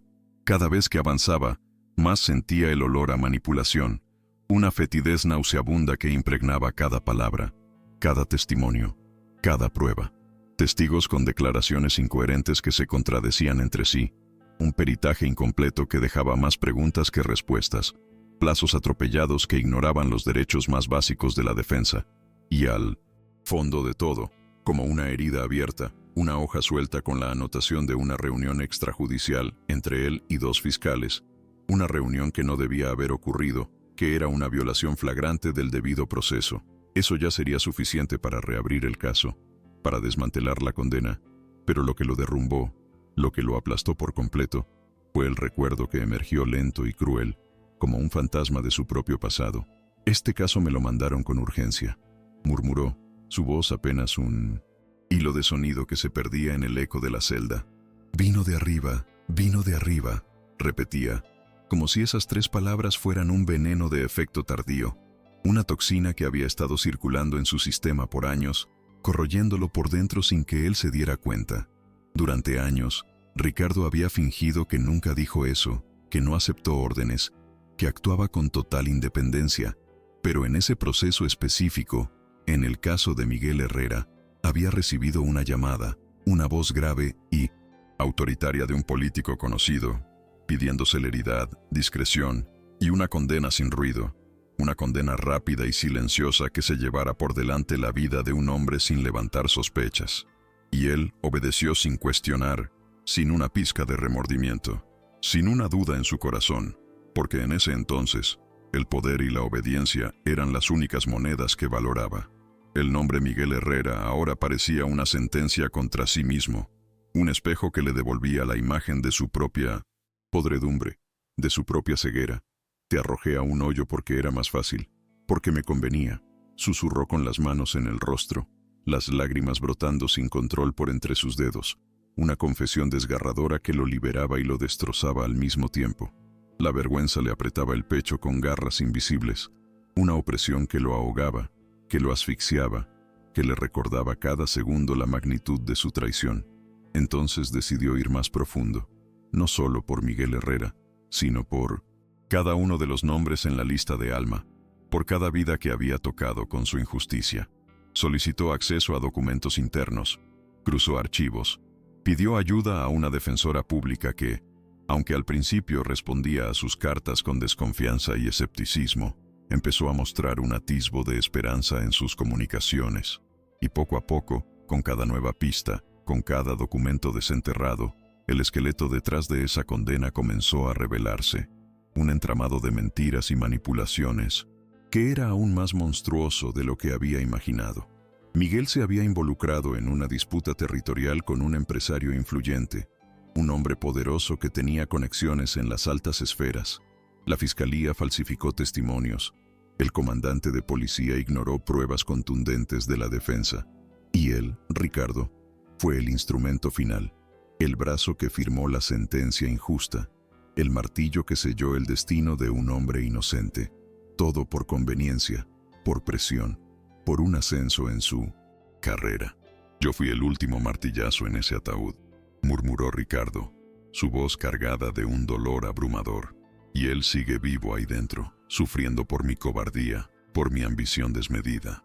La noche en que Ricardo juntó todas las piezas del rompecabezas, la verdad brutal sobre el caso de Miguel Herrera, se le reveló con una claridad aterradora. un mosaico de corrupción y negligencia que él mismo había contribuido a construir. No pudo dormir. La vergüenza y el remordimiento lo mantuvieron. Despierto, su mente un torbellino de pensamientos. Sentado en el borde de la cama, con los pies tocando el suelo frío de la celda, miró el papel con el nombre de Miguel, un nombre que ahora resonaba con una fuerza inusitada en su conciencia, y dijo en voz alta, en el silencio de su encierro: «Por ti voy a empezar, Miguel, por ti y por todos los que cayeron por mi ceguera, por mi ambición». Tenía lágrimas en los ojos, pero no corrían por desesperación, ni por autocompasión. Corrían por decisión, por una determinación inquebrantable de enmendar el pasado, de buscar la justicia que él mismo había negado. Esa madrugada, entre los chasquidos de las tuberías y los ronquidos de los otros presos, en la soledad de su celda, Ricardo escribió, con mano firme, lo que sería el primer paso de su nueva misión. Solicito la reapertura del proceso Miguel Herrera. Fundamento: irregularidades estructurales, omisión de pruebas, coacción de testigos y la flagrante violación del debido proceso. Firmó con una firmeza que no había sentido en años, una autoridad que, por primera vez, usaba para levantar, para liberar, y no para aplastar, para oprimir. Pero fue cuando cruzó el nombre Herrera, con otros registros en los archivos que había solicitado, intentando entender por qué ese apellido le resultaba tan familiar, por qué resonaba con una fuerza tan extraña en su memoria, que algo dentro de él se estremeció con una fuerza que lo dejó sin aliento. Al abrir un expediente simple, uno de los tantos, que había firmado sin mirar, con una foto en blanco y negro de un hombre esposado, un hombre cuyo rostro ahora le parecía extrañamente familiar, encontró un dato que lo golpeó como un rayo: la dirección, el barrio, y entonces el nombre de la hija, Alma. El papel se le cayó de las manos como si quemara, una revelación que lo dejó en shock. La celda giró a su alrededor, el mundo se puso de cabeza. Ricardo se apoyó contra la pared, sin aire, como si un puñetazo invisible lo hubiera golpeado en el estómago. Miguel Herrera era su padre, la niña que lo enfrentó en el tribunal, la que desnudó su alma ante el mundo entero. Era hija del hombre que él había enterrado vivo en un error imperdonable, en una de sus tantas sentencias injustas. Allí, entre papeles y sombras, ya no había duda. Alma no estuvo allí por casualidad. Su presencia no fue un acto aislado de valentía, de rebeldía infantil. Ella era la verdad encarnada, la consecuencia, el reflejo más puro de todo lo que él fingió no ver. Durante tantos años, el espejo en el que se reflejaban sus propias atrocidades. Y ahora, la misión de reparar ya no era solo profesional, ya no era solo una cuestión de justicia legal, era personal, humana, profundamente dolorosa. Era sobre una familia destruida, una hija separada de su padre, una niña que no se rindió y que, de alguna forma que desafiaba toda lógica, guió al hombre que un día la condenó sin saberlo, a encontrar el camino de la redención. La solicitud de reapertura del caso de Mindonesia. Miguel Herrera avanzó con una velocidad inusual, casi milagrosa, a través de los laberínticos pasillos de la justicia. Tal vez fue por la solidez inquebrantable de los argumentos técnicos que Ricardo había presentado, argumentos construidos con la meticulosidad de un hombre que ahora entendía el verdadero peso de la ley. Tal vez fue porque el nombre de Ricardo Benítez, a pesar de su reciente deshonra, aún resonaba con una fuerza inusitada en los despachos del Poder Judicial, un eco de la autoridad que alguna vez tuvo y que, incluso desprestigiado, todavía cargaba el peso de su antigua influencia. O tal vez, quién sabe, había algo más grande moviendo esos engranajes, una fuerza invisible, casi divina, una corriente de justicia que por fin se abría paso. En pocas semanas, el caso de Miguel Herrera volvió a los tribunales, un hecho que parecía imposible solo unos meses atrás. Se autorizó un nuevo análisis de las pruebas. Los testigos que antes habían desaparecido, o habían sido silenciados, reaparecieron, sus voces resonando con una nueva verdad. Nuevas pruebas salieron a la luz, documentos y testimonios que parecían haber estado esperando el momento justo para revelarse, para desentrañar la verdad oculta, como si la justicia misma hubiera estado conteniendo el aliento, esperando este preciso instante. Durante las audiencias de la reapertura del caso, El ambiente en la sala era completamente distinto. El fiscal actual escuchaba más de lo que hablaba, una señal de que las cosas habían cambiado, de que la verdad ya no podía ser ignorada. El juez a cargo mantenía la mirada baja, como si cargara en sí mismo la vergüenza de todo un sistema, el peso de una injusticia que se había prolongado por casi 2 décadas. Miguel, del otro lado del vidrio de seguridad, lucía más envejecido de lo que Ricardo recordaba. Arrugas profundas cruzaban su rostro como cicatrices de una guerra demasiado larga, una batalla que había librado en la oscuridad de la prisión. Sus ojos, sin embargo, seguían vivos, inquietos, llenos de preguntas, de una esperanza frágil pero persistente.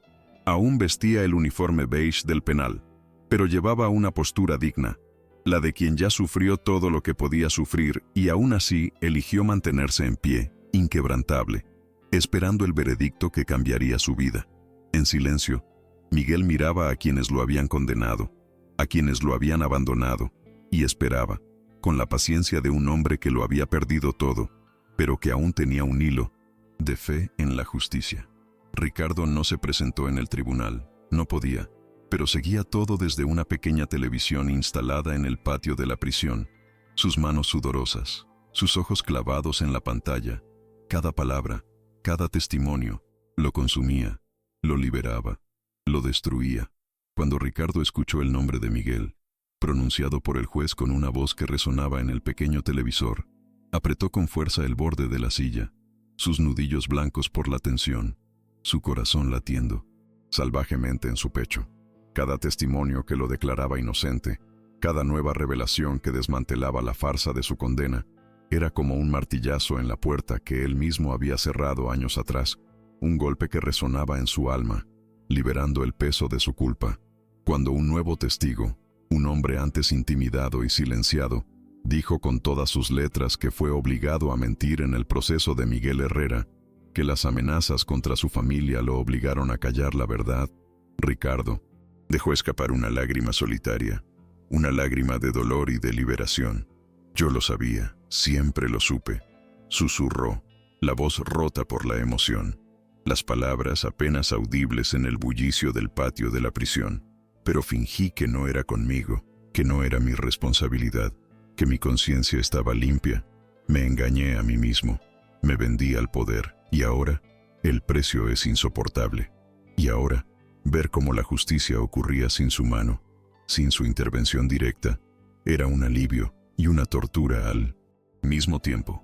Un alivio porque se estaba haciendo lo correcto, una tortura porque era un recordatorio constante de su propia complicidad en la injusticia, de la oscuridad que había habitado su alma por tanto tiempo.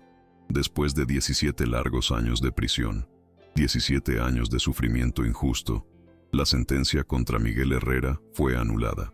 El juez, con una voz solemne, pero que también sonaba pequeña ante la magnitud del error cometido, lo declaró inocente. Sus palabras apenas un susurro, en comparación con el grito de libertad que esa declaración representaba para Miguel. Al ser liberado, Miguel no celebró con euforia, no sonrió con alivio desbordante, no gritó de alegría. Solo miró al cielo, cerró los ojos por unos segundos y respiró hondo, un suspiro profundo, como quien recupera el aire que le fue robado por casi 2 décadas. Un aliento de libertad que se sentía agridulce. Afuera, pocas personas lo esperaban. La mayoría ya había perdido la esperanza, la fe en que algún día saldría.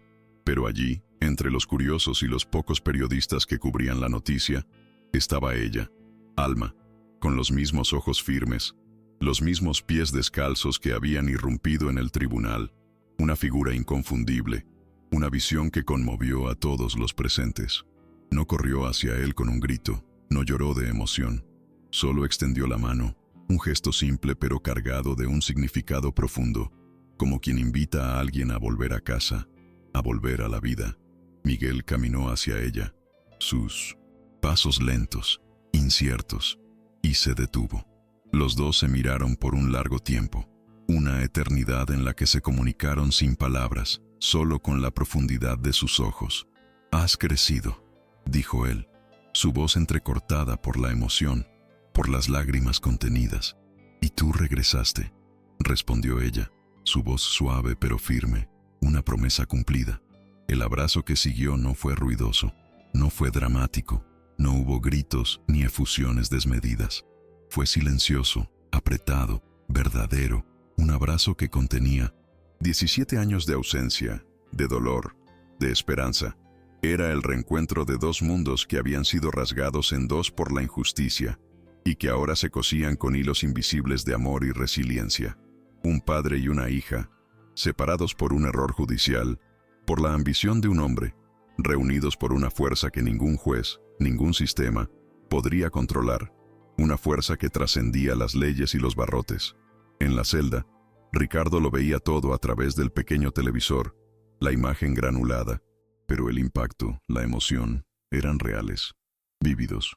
Y por primera vez en toda su vida, en la soledad de su encierro, lloró sin intentar ocultarse, sin la máscara de acero que siempre había llevado. El llanto era feo, convulsivo, un lamento gutural que salía de lo más profundo de su ser.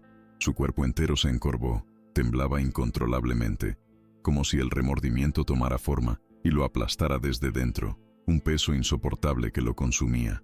Fui yo quien destruyó esto, repetía, aferrado al papel con el nombre de Miguel, como si fuera una súplica de perdón, un intento desesperado de expiar sus pecados. Ellos se reencontraron a pesar de mí, a pesar de mi maldad, a pesar de mi ceguera. La justicia, la verdadera justicia, se abrió camino sin mi intervención. El dolor era desgarrador, una punzada constante en el pecho que lo dejaba sin aliento. Pero, al mismo tiempo, había algo ahí que empezaba a sanar. Un atisbo de alivio, una pequeña luz al final del túnel. Porque aunque no podía borrar el pasado, aunque sabía que las heridas de Miguel y Alma nunca sanarían por completo, al menos ahora, sabía que algo había sido restaurado, que una parte del daño irreparable que él había causado había sido, milagrosamente, reparada. Los días siguientes a la liberación de Miguel fueron de silencio absoluto para Ricardo. No hablaba con nadie, apenas comía, sumido en una profunda introspección. Pasaba horas sentado con la mirada fija en el suelo de la celda, como si escuchara algo que nadie más podía oír, los ecos de su pasado, las voces de aquellos a quienes había lastimado, pero también el suave susurro de una posible redención, hasta que una tarde nublada, una tarde en la que el cielo parecía reflejar el peso de su propia alma, tomó el papel donde anotaba todos los nombres de los casos que aún deseaba reevaluar, la lista que Alma le había dejado, su mapa hacia la expiación, y al lado del nombre de Miguel Herrera, con una determinación renovada, escribió dos palabras, más, dos palabras que lo conectaban con una verdad más grande que él mismo, padre de Alma. Se quedó mirando eso como si fuera una revelación sagrada, el vínculo final, el símbolo de una conexión más grande de lo que jamás podría comprender por completo. La niña no solo había desenmascarado a un juez, no solo había revelado su corrupción, había rescatado a su padre, había desenterrado una verdad que lo conectaba directamente con el dolor que él mismo había causado. Y esa noche, cuando Ricardo se acostó en su delgado colchón de espuma y cerró los ojos, exhausto pero en paz, soñó con Alma por última vez. Ella estaba de pie en un campo abierto, un paisaje vasto y sereno, con el viento soplándole suavemente el cabello, una imagen etérea que se grabaría para siempre en su memoria. Lo miraba y sonreía con suavidad, una sonrisa que no era de triunfo, sino de quien reconoce que algo finalmente fue colocado en su lugar, que la balanza de la justicia, aunque sea por un momento, se había equilibrado. «Todavía hay otros esperando por ti, Ricardo», dijo. Su voz, una melodía lejana, pero clara, que resonaba en la inmensidad del campo. «El camino es largo, pero no estás solo. Sigue adelante, porque tu misión apenas comienza». Y desapareció en el horizonte, desvaneciéndose como una bruma al amanecer. Ricardo despertó con lágrimas calientes corriéndole por las sienes, pero sentía paz, una paz que nunca antes había experimentado, una calma que contrastaba con el tormento que había sido su vida, porque al menos una vez en la vida, en medio de su propia caída, ayudó a reconstruir lo que antes había destruido con sus propias manos, lo que había pisoteado sin remordimientos, lo que había dejado en ruinas. El tiempo pasaba de forma extraña en prisión. Los días parecían largos, interminables, arrastrándose con una lentitud exasperante, pero los meses, de alguna manera, se sentían cortos, fugaces, como si se deslizaran entre sus dedos. Desde la liberación de Miguel Herrera, Ricardo empezó a contar los domingos por los golpes en el portón de hierro de la prisión, cada sonido un recordatorio de una espera, de una posibilidad que se mantenía viva en su corazón. Ninguno de esos golpes, sin embargo, era el que él esperaba, y ni siquiera sabía exactamente qué era lo que esperaba. Tal vez el perdón de Alma, el permiso para mirarla a los ojos sin sentir la vergüenza que lo consumía, tal vez solo el derecho de mirar a los ojos a quienes había destruido y decirles que lo sentía, que estaba intentando enmendar el daño. El rostro de Alma aparecía cada noche en sus sueños, una vela que se negaba a apagarse en la oscuridad de su celda, un faro de esperanza que lo guiaba. Y en la soledad de esa celda, ya había ensayado ese reencuentro 1000 veces, susurrando palabras que quería decir, súplicas que esperaba fueran escuchadas. Pero no existían palabras suficientes para lo que necesitaba decir. Ninguna frase, ningún discurso, podría contener la magnitud de su arrepentimiento, del camino que había recorrido, de la transformación que había experimentado. Fue una mañana de cielo gris, con los vientos helados del final del otoño golpeando las pequeñas y sucias ventanas de la celda, cuando el guardia apareció con una mirada diferente. Una que no era la habitual indiferencia o el desdén. «¿Tienes visita?», dijo seco, pero con un leve tono de respeto en su voz, una inflexión que Ricardo no había escuchado en mucho tiempo. Ricardo se levantó despacio, sintiendo el corazón golpearle el pecho con una fuerza inusitada, un tamborileo sordo que resonaba en sus oídos. «¿Quién?», se atrevió a preguntar, la voz apenas un susurro, cargada de una esperanza que lo abrumaba. Pero el hombre solo señaló con la cabeza hacia la puerta, su rostro impasible, dejando a Ricardo en la agonía de la incertidumbre. El camino hasta la sala de visitas fue el más largo que había recorrido en su vida, cada paso una eternidad, cada metro un abismo de dudas. Las manos le temblaban. Incontrolablemente, las piernas le flaqueaban, y por un segundo, un instante de pánico, pensó en regresar, en huir de lo que sea que lo esperaba al otro lado de la puerta, de enfrentar lo desconocido, pero la puerta ya estaba abierta, revelando la silueta de quienes lo esperaban. Sentados al otro lado de la mesa fría, la misma mesa de metal donde se realizaban las visitas más difíciles, estaban Miguel y Alma, padre e hija. Verlos juntos, reunidos, era una imagen que Ricardo nunca creyó posible, un milagro que se desplegaba ante sus ojos. Ella llevaba ahora una blusa blanca simple, pero limpia, un contraste con las ropas gastadas que llevaba en el tribunal. El cabello que antes estaba despeinado, ahora estaba trenzado con delicadeza, una señal de que la vida, para ella, había cambiado. Los ojos, sin embargo, eran los mismos, intensos, firmes, llenos de una sabiduría que trascendía su edad, de una fuerza que lo había desarmado por completo. Miguel estaba de pie, con las manos cruzadas, detrás de la espalda. Su postura era digna, pero en su mirada había el peso de 17 años de injusticia, de sufrimiento. Al ver entrar a Ricardo, sus ojos se entrecerraron, no por odio, no por rencor, sino por el peso de la historia que compartían, un peso que solo conocen aquellos que ya lo han perdido todo y lo han recuperado con dolor. El ex juez se detuvo en la puerta. El aire de la sala se volvió denso, cargado de una tensión que era casi palpable. Tragó saliva, su garganta seca, y murmuró, con la voz apenas audible: «¿Ustedes vinieron?». La pregunta era más una súplica que una afirmación, una expresión de asombro ante la magnitud de ese encuentro. Miguel fue el primero en hablar. Su voz era grave, contenida, pero cada palabra parecía marcada con hierro caliente, grabada a fuego en el aire de la sala, llevando el peso de la experiencia y el dolor. «Vinimos, Ricardo, porque algo en nosotros, una parte que se negaba a morir, necesitaba cerrar este ciclo, necesitaba poner fin a la incertidumbre, a la herida abierta que nos dejó tu injusticia. Necesitábamos verte, no para juzgarte, no para condenarte de nuevo, sino para entender, para encontrar una forma de seguir adelante». Hicieron una pausa. El silencio se espesó. cargado de memorias dolorosas y de la promesa de un futuro incierto. No quería venir, confesó Miguel, su voz apenas un suspiro. Pensé que no podría, que el rencor me consumiría, que no sería capaz de respirar el mismo aire que tú, el hombre que me arrebató 17 años de mi vida, que me robó la oportunidad de ver crecer a mi hija. Pero mi hija insistió.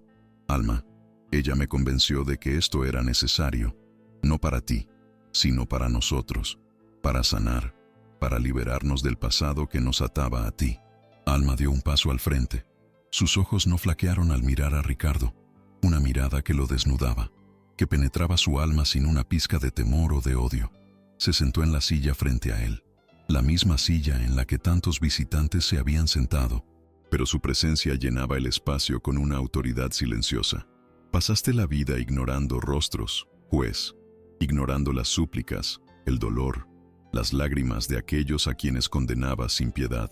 Hoy vas a mirar el nuestro de verdad, sin excusas, sin máscaras, sin la protección de tu toga y tu martillo.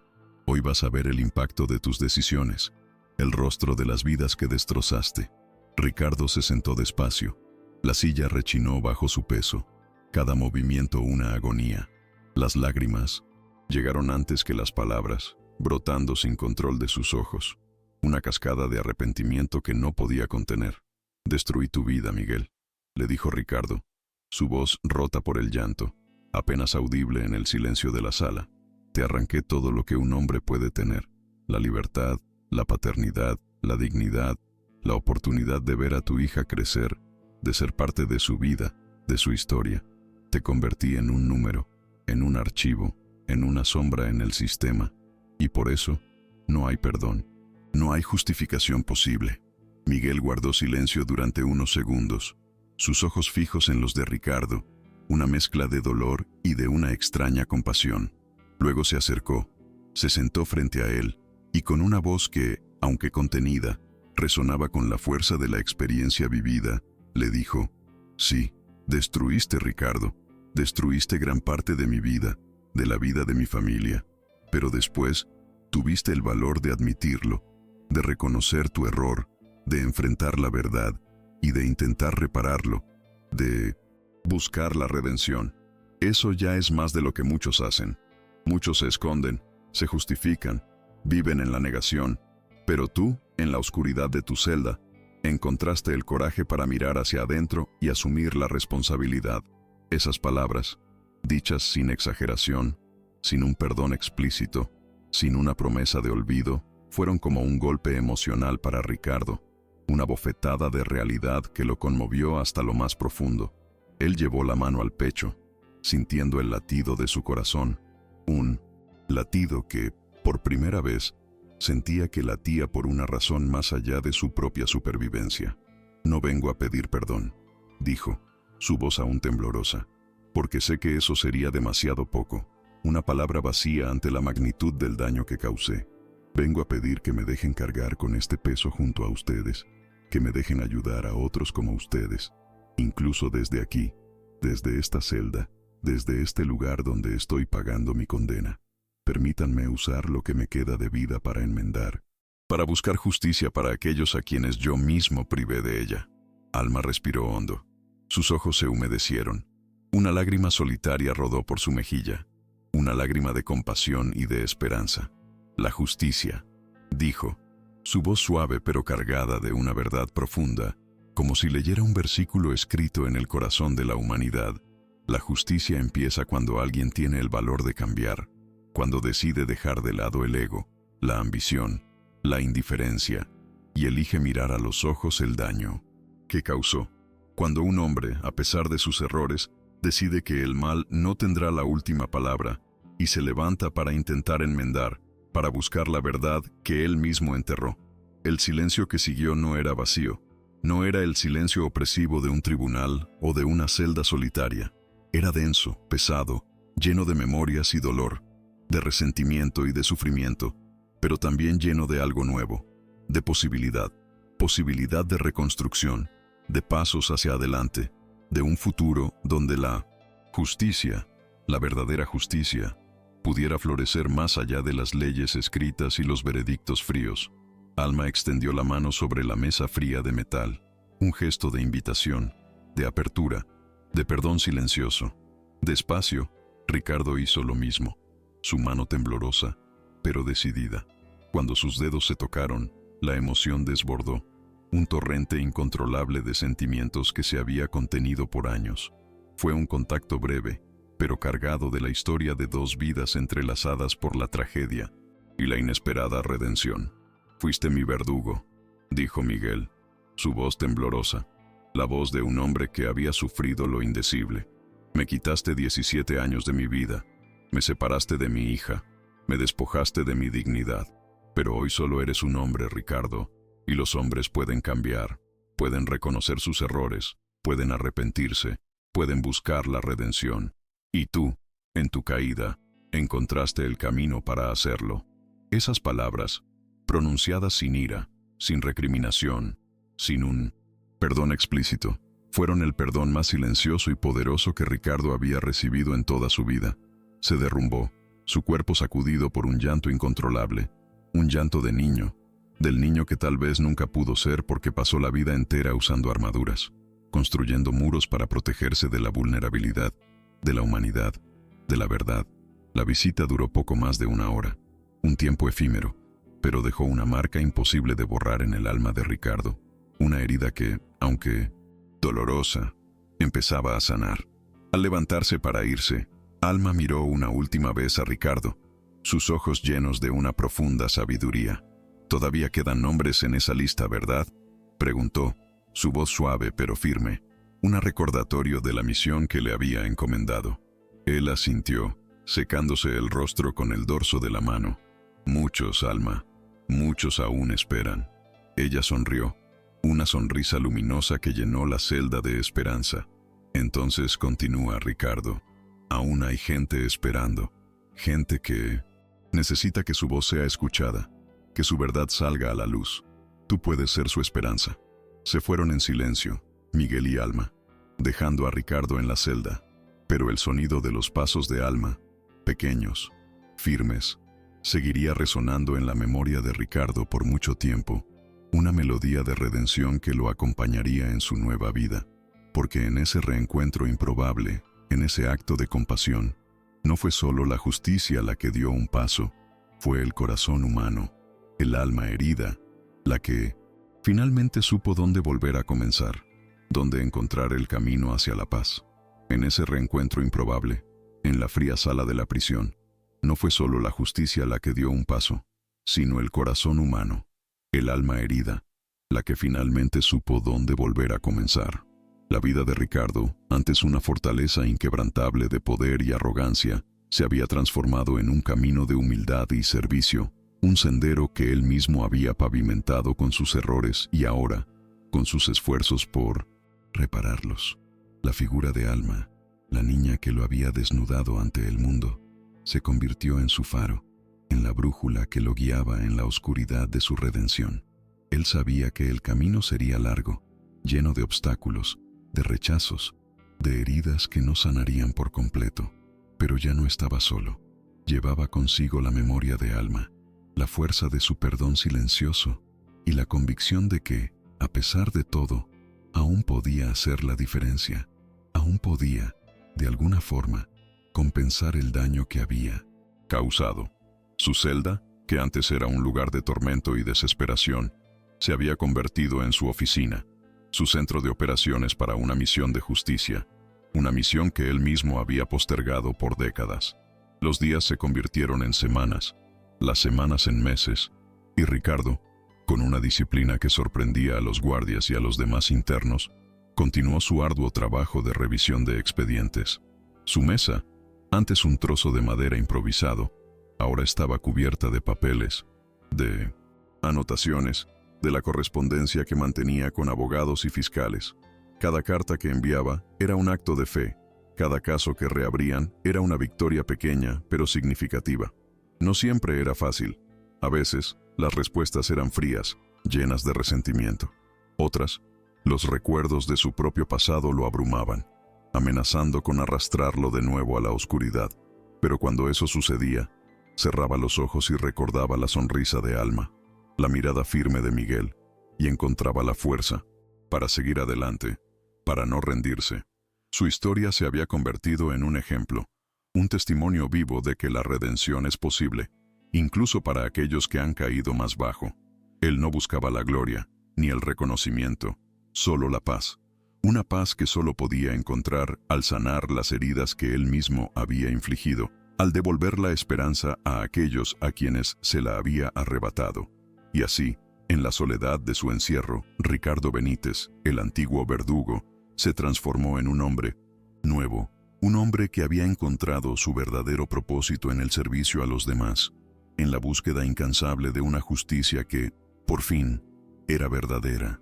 Su reputación, una vez manchada por la corrupción y el deshonor, comenzó a transformarse, no en un regreso a la gloria de su pasado como juez, sino en el respeto silencioso de aquellos que veían su incansable trabajo en la prisión.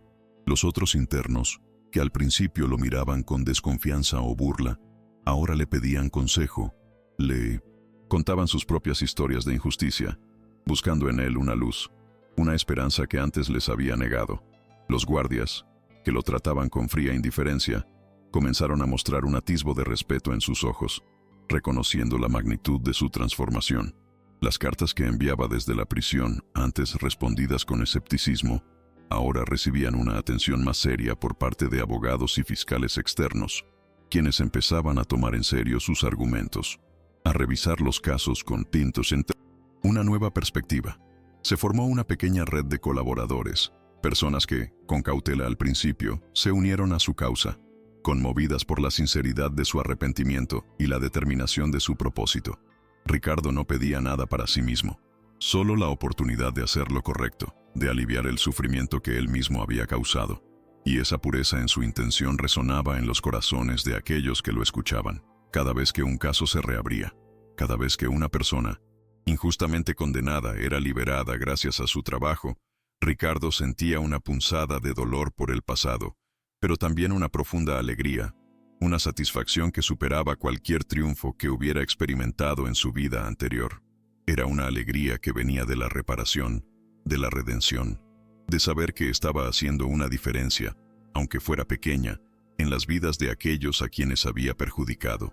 En la prensa, de vez en cuando, salían pequeñas notas sobre la reapertura de viejos casos o la revisión de sentencias polémicas, sin mencionar directamente el nombre de Ricardo, pero aquellos que conocían la historia sabían que él era el motor detrás de esos cambios.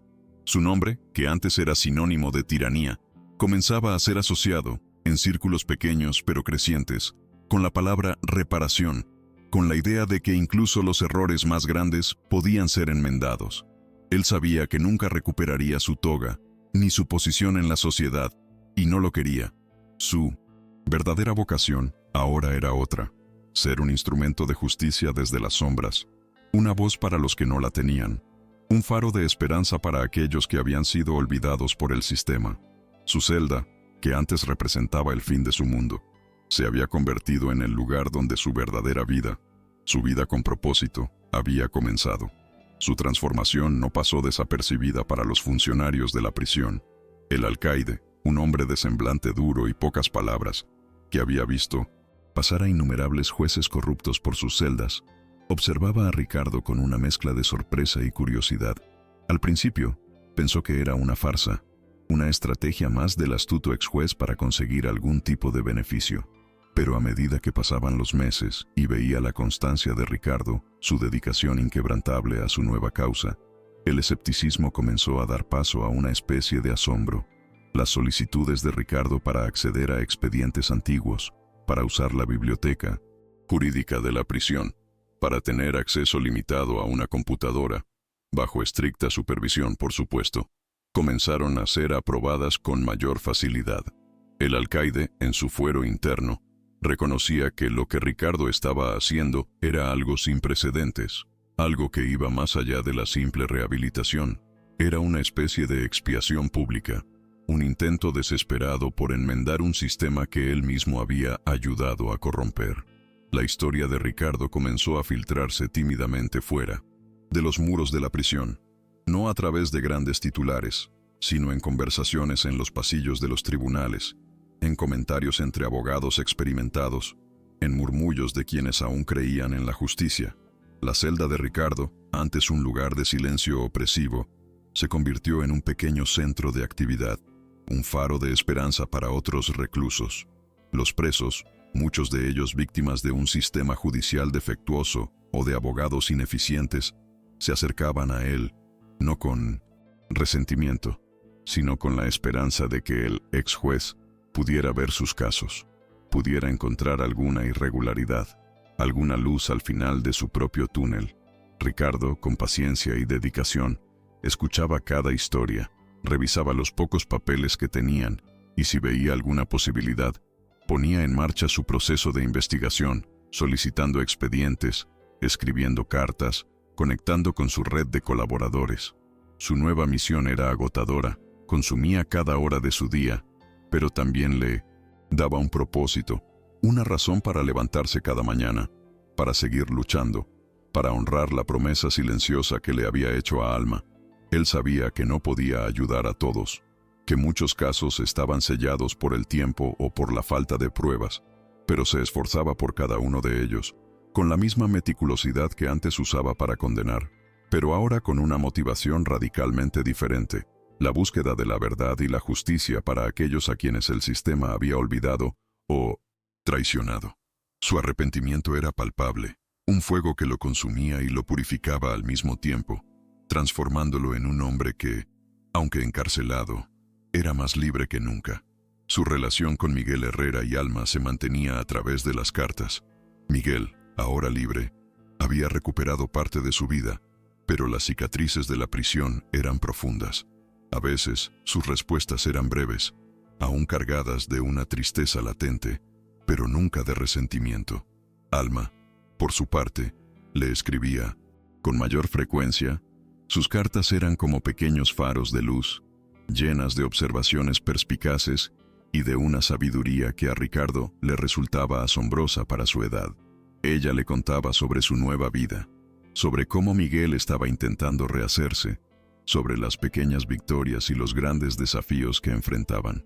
En una de sus cartas, Alma le habló de un programa que había empezado a organizar con otros jóvenes, un grupo de apoyo para hijos de presos, para que no se sintieran solos, para que sus voces fueran escuchadas. Ricardo leía esas palabras con una mezcla de orgullo y dolor, sabiendo que, de alguna manera, él había sido el catalizador de esa iniciativa, aunque también el causante de la tragedia original. Sentía que, a través de Alma, una parte de él estaba sanando, que el daño que había causado estaba siendo, lentamente, transformado en algo positivo, en una fuerza para el bien. La visita de Alma y Miguel a la prisión se convirtió en un recuerdo recurrente para Ricardo, una escena que se repetía en su mente una y otra vez, cada detalle grabado a fuego en su memoria. El silencio de la sala, la mirada de Miguel, la mano extendida de Alma. Era un recordatorio constante de su propia caída, pero también de la posibilidad de la redención, del poder del perdón, incluso cuando éste no era verbalizado. Sabía que su camino era largo, que la reparación de todas las injusticias que había cometido era una tarea titánica, quizás imposible de completar en su vida. Pero ya no se trataba de completar una lista, sino de la intención, del esfuerzo, de cada pequeña acción que sumaba en la balanza de la justicia. Su celda, que antes le parecía una tumba, ahora era un crisol, un lugar de transformación, donde el antiguo Ricardo Benítez, el verdugo, se estaba despojando de sus viejas pieles para convertirse en un hombre nuevo, un hombre humilde, compasivo, y por primera vez en su vida, verdaderamente libre, a pesar de los barrotes que lo rodeaban. Y la esperanza, esa emoción que él había crecido acostumbrado a aplastar en otros, era ahora la fuerza motriz de su propia existencia, un motor que lo impulsaba a seguir adelante, día tras día, en su búsqueda incansable de la verdad y la justicia. Los años pasaron, marcados por las paredes de la celda y el ritmo constante de su trabajo. Ricardo, con cada caso que revisaba, con cada carta que escribía, sentía que su alma se aligeraba, que el peso de su pasado se volvía menos asfixiante. Había aprendido que la verdadera justicia no se encontraba en los libros de leyes ni en los veredictos fríos, sino en la capacidad de reconocer el error, de sentir compasión por el sufrimiento ajeno y de trabajar incansablemente para enmendarlo. Su cabello se había vuelto completamente blanco, y las arrugas en su rostro contaban una historia de dolor y de redención, un mapa de la vida que había vivido y de la transformación que había experimentado. Pero en sus ojos, los mismos ojos que antes eran gélidos y distantes, ahora había una luz diferente, una chispa de humanidad que antes estaba ausente, un reflejo de la paz que había encontrado en su nueva misión. No era una paz exenta de dolor, pues cada victoria en su lucha por la justicia le recordaba las vidas que había destrozado. Pero era una paz que valía la pena, una paz construida sobre los cimientos de la verdad y el arrepentimiento, una paz que lo hacía sentir, por primera vez, digno. Un día, mientras revisaba un expediente particularmente antiguo, sus ojos se posaron en un nombre que le resultaba familiar, pero que no estaba en la lista de Alma: Carlos el Lobo Romero. La mención de ese nombre le produjo un escalofrío que le recorrió la espalda, una sensación de náuseas. Carlos Romero era un notorio capo de la droga, al que Ricardo había condenado en los inicios de su carrera, un caso que lo había catapultado a la fama como un juez implacable contra el crimen. Siempre se había enorgullecido de esa sentencia, considerándola una de sus mayores victorias. Pero ahora, algo en su memoria se agitaba, un recuerdo incómodo, un detalle que había ignorado en su búsqueda de la gloria. El expediente de Romero, a diferencia de otros, estaba impecable, casi demasiado perfecto. No había irregularidades aparentes, no había testigos desaparecidos, ni pruebas inconsistentes. Sin embargo, Ricardo no podía sacudirse la sensación de que algo andaba mal, una corazonada que le decía que detrás de esa perfección se escondía una verdad oscura, una verdad que él había preferido ignorar en su ascenso al poder. Se sumergió en el caso con una intensidad que no había experimentado desde los días del caso de Miguel Herrera, sintiendo la misma urgencia, la misma necesidad de desenterrar la verdad, sin importar cuán dolorosa pudiera ser. Mientras más se adentraba en el expediente de Carlos Romero, más incómodo se sentía Ricardo. Había algo en la pulcritud de los documentos, en la aparente solidez de las pruebas, que le resultaba sospechoso. Su instinto, afinado por años de experiencia en las sombras de la corrupción, le decía que esa perfección era una fachada, una elaborada construcción para ocultar la verdad. Recordaba vagamente la presión que hubo en ese caso. La policía, los medios, el gobierno, todos clamando por una condena rápida y ejemplar de El Lobo Romero. Y él, en su ambición de ascenso, había sido el martillo que selló el destino de un hombre, sin cuestionar, sin investigar más allá de lo superficial.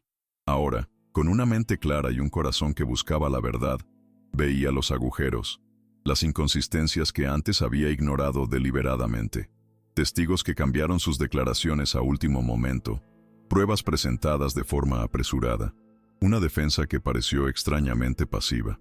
La voz del político influyente, la misma que le había presionado en el caso de Miguel Herrera, resonó en su memoria, pidiéndole celeridad y discreción en el caso de Romero. La revelación le golpeó con la fuerza de un puñetazo invisible. No, no puede ser, murmuró. Sus manos temblaban mientras sostenía el expediente. Carlos Romero había sido condenado por un crimen que, ahora, Ricardo comenzaba a sospechar que no había cometido. O, al menos, las pruebas no eran tan irrefutables como él había creído. Lo más aterrador fue el recuerdo de un fragmento de conversación que había escuchado casualmente en aquellos días. Algo sobre eliminar a la competencia y limpiar el camino para un nuevo jugador. En su momento, lo había desestimado como chismes de pasillo, pero ahora, esas palabras adquirían un significado siniestro. La condena de Romero había abierto las puertas a un nuevo capo de la droga, uno aún más poderoso y escurridizo, que había emergido justo después de la caída de El Lobo. Ricardo sintió una ola de náuseas. Había sido un peón en un juego mucho más grande, un títere en manos de fuerzas que él, en su soberbia, creyó controlar. Su gran victoria había sido, en 1900, realidad, el catalizador de una injusticia aún mayor, un acto que había servido a los intereses de criminales aún más poderosos. La vergüenza le apretó el pecho. un dolor más intenso que cualquier condena. Se había jactado de su rectitud, de su implacable persecución de la justicia, y en realidad había sido un engranaje más en la maquinaria de la corrupción. No solo había ignorado la verdad, sino que había sido cómplice activo de una mentira que había destruido la vida de un hombre y había permitido que la oscuridad se extendiera aún más. La noche que descubrió la verdad sobre el caso de Carlos Romero, Ricardo no pudo pegar ojo. La celda le parecía más pequeña, más sofocante. Cada pared se cerraba sobre él, asfixiándolo con el peso de su complicidad. El eco de sus propias sentencias, de sus declaraciones altisonantes sobre la justicia y el orden, resonaba en su mente como una burla cruel. «Fui un hipócrita», se dijo a sí mismo, con la voz apenas audible en la oscuridad. Un peón. Más en el juego de los verdaderos criminales, un títere con toga y martillo. La vergüenza era un fuego que lo consumía desde dentro, un dolor más intenso que el remordimiento por los casos anteriores. Aquí no se trataba solo de negligencia o ambición, sino de una colaboración activa con el mal, un acto de ceguera voluntaria que había perpetuado la injusticia a gran escala. Sentado en el borde de su cama, con el expediente de Romero abierto sobre sus rodillas, Ricardo tomó una decisión que le heló la sangre, pero que al mismo tiempo le dio una extraña sensación de liberación. Tenía que exponer la verdad, incluso si eso significaba desenterrar los cimientos de su propia reputación, incluso si implicaba enfrentarse a enemigos mucho más poderosos que los que había conocido hasta entonces. Al día siguiente, con una determinación inquebrantable, Ricardo redactó una nueva solicitud, una que sabía que causaría un terremoto en los círculos del poder. Solicito la revisión urgente del caso de Carlos Romero, alias El Lobo, escribió, su pluma trazando cada palabra con una firmeza que contrastaba con la debilidad de su cuerpo. Existen indicios de manipulación de pruebas, coacción de testigos y complicidad de altos funcionarios en la condena original, que sirvió para beneficiar a organizaciones criminales aún más grandes. Adjuntó los pocos fragmentos de información que había logrado desenterrar, las inconsistencias, los nombres de los políticos y policías involucrados que él mismo había escuchado en aquel entonces, pero que había ignorado. Sabía que esta vez el desafío era mayor. Carlos Romero no era un inocente cualquiera, era una figura controvertida, un criminal. Exonerarlo, o incluso sugerir una revisión, sería visto como una traición al sistema, una afrenta a aquellos que lo habían aupado en su carrera. Pero Ricardo ya no pensaba en su carrera, ni en su reputación. Solo pensaba en la verdad, en la necesidad de desenterrar la podredumbre, de limpiar su propia conciencia, de honrar la promesa silenciosa que le había hecho a Alma, de buscar la verdadera justicia, sin importar el costo. La solicitud de revisión del caso de Carlos Romero fue, como Ricardo esperaba, recibida con una mezcla de incredulidad y furia en los altos círculos del poder judicial y político. La primera respuesta fue el silencio, un silencio denso y amenazante que Ricardo conocía bien. Luego vinieron las negativas, los tecnicismos, los argumentos de cosa juzgada y la estabilidad jurídica. Pero Ricardo no se rindió. Con la persistencia de un topo, siguió excavando, enviando más cartas, detallando las inconsistencias, señalando a los verdaderos beneficiarios de la condena de Romero. La prensa, que antes lo había crucificado, ahora empezaba a susurrar sobre un ex juez reformado, que desde la prisión desenterraba los secretos más oscuros del sistema. Algunos periodistas, intrigados por su tenacidad, comenzaron a investigar por su cuenta, a buscar las pistas que Ricardo les ofrecía desde su celda, como un juego de migas de pan que llevaban a la verdad. La historia de un juez que, después de su propia caída, luchaba por la justicia desde las sombras, comenzaba a resonar en la opinión pública, generando una nueva ola de presión sobre las autoridades. La resistencia de Ricardo, combinada con la creciente presión mediática, finalmente obligó al sistema a ceder. Una investigación interna, a regañadientes, fue abierta. Testigos que antes habían temido hablar, ahora, con la protección de la luz pública y la certeza de que Ricardo no era el mismo hombre, comenzaron a confesar la verdad sobre las presiones y manipulaciones en el caso de Romero. Se descubrieron registros de reuniones clandestinas, de pagos ilegales, de órdenes directas de altos funcionarios para asegurar la condena de El Lobo, y así beneficiar a una red criminal mucho más grande, un cartel de la droga que había florecido bajo la protección de aquellos que debían combatirlo. La verdad, lenta y dolorosamente, comenzaba a desvelarse, revelando la complicidad del sistema, la podredumbre que se extendía mucho más allá de lo que se había imaginado. Ricardo, desde su celda, seguía cada detalle en el televisor, su corazón dividido entre la satisfacción de ver la verdad emerger y el dolor de reconocer su propia participación en esa farsa.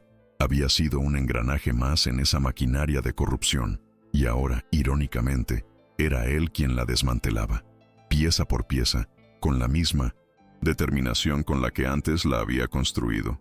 La reapertura del caso de Carlos Romero fue un shock para el país, eclipsando incluso el escándalo de la caída de Ricardo. Los medios de comunicación, antes escépticos, ahora cubrían la historia con avidez, asombrados por la revelación de una red de corrupción mucho más profunda de lo que se había imaginado. El nombre de Ricardo, aunque todavía prisionero, comenzó a ser mencionado en un tono diferente, ya no como el villano, sino como el improbable catalizador de una limpieza largamente esperada en el sistema judicial.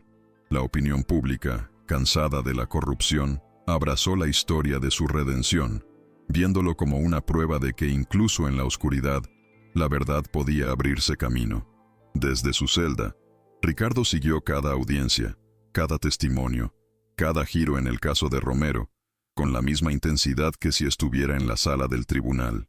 Sus manos sudaban, su corazón latía con fuerza, pero ya no por miedo, sino por la urgencia de la justicia.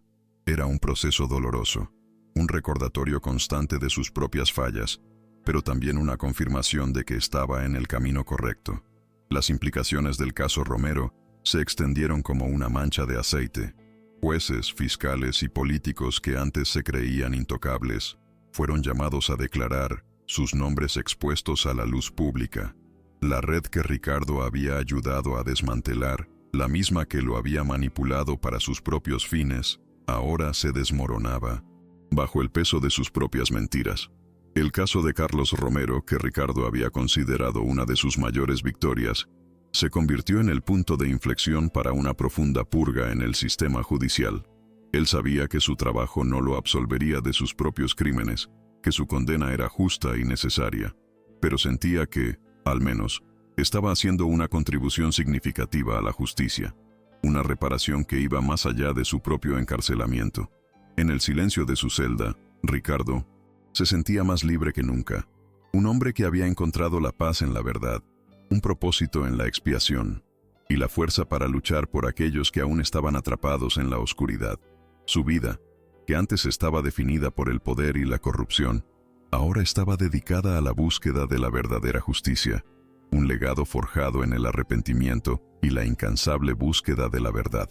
Los años siguientes transcurrieron con una rutina que Ricardo, sorprendentemente, encontró gratificante. Se había convertido en una especie de bibliotecario judicial de la prisión, el hombre al que acudían todos los que sentían que habían sido víctimas de una injusticia. Su pequeña celda se desbordaba de expedientes, notas y cartas. Había logrado la reapertura de varios casos más, aunque ninguno con el impacto mediático del de Miguel Herrera o Carlos Romero. Su nombre se había vuelto un susurro de esperanza en los pasillos de otras prisiones, y en ocasiones recibía cartas de internos de otros estados, pidiéndole que revisara sus sentencias. Ricardo respondía a cada una, con la misma meticulosidad, con la misma dedicación. En sus sueños, Alma seguía apareciendo de vez en cuando, no con mensajes urgentes, sino con una sonrisa tranquila, como quien supervisa el progreso de un alumno aventajado.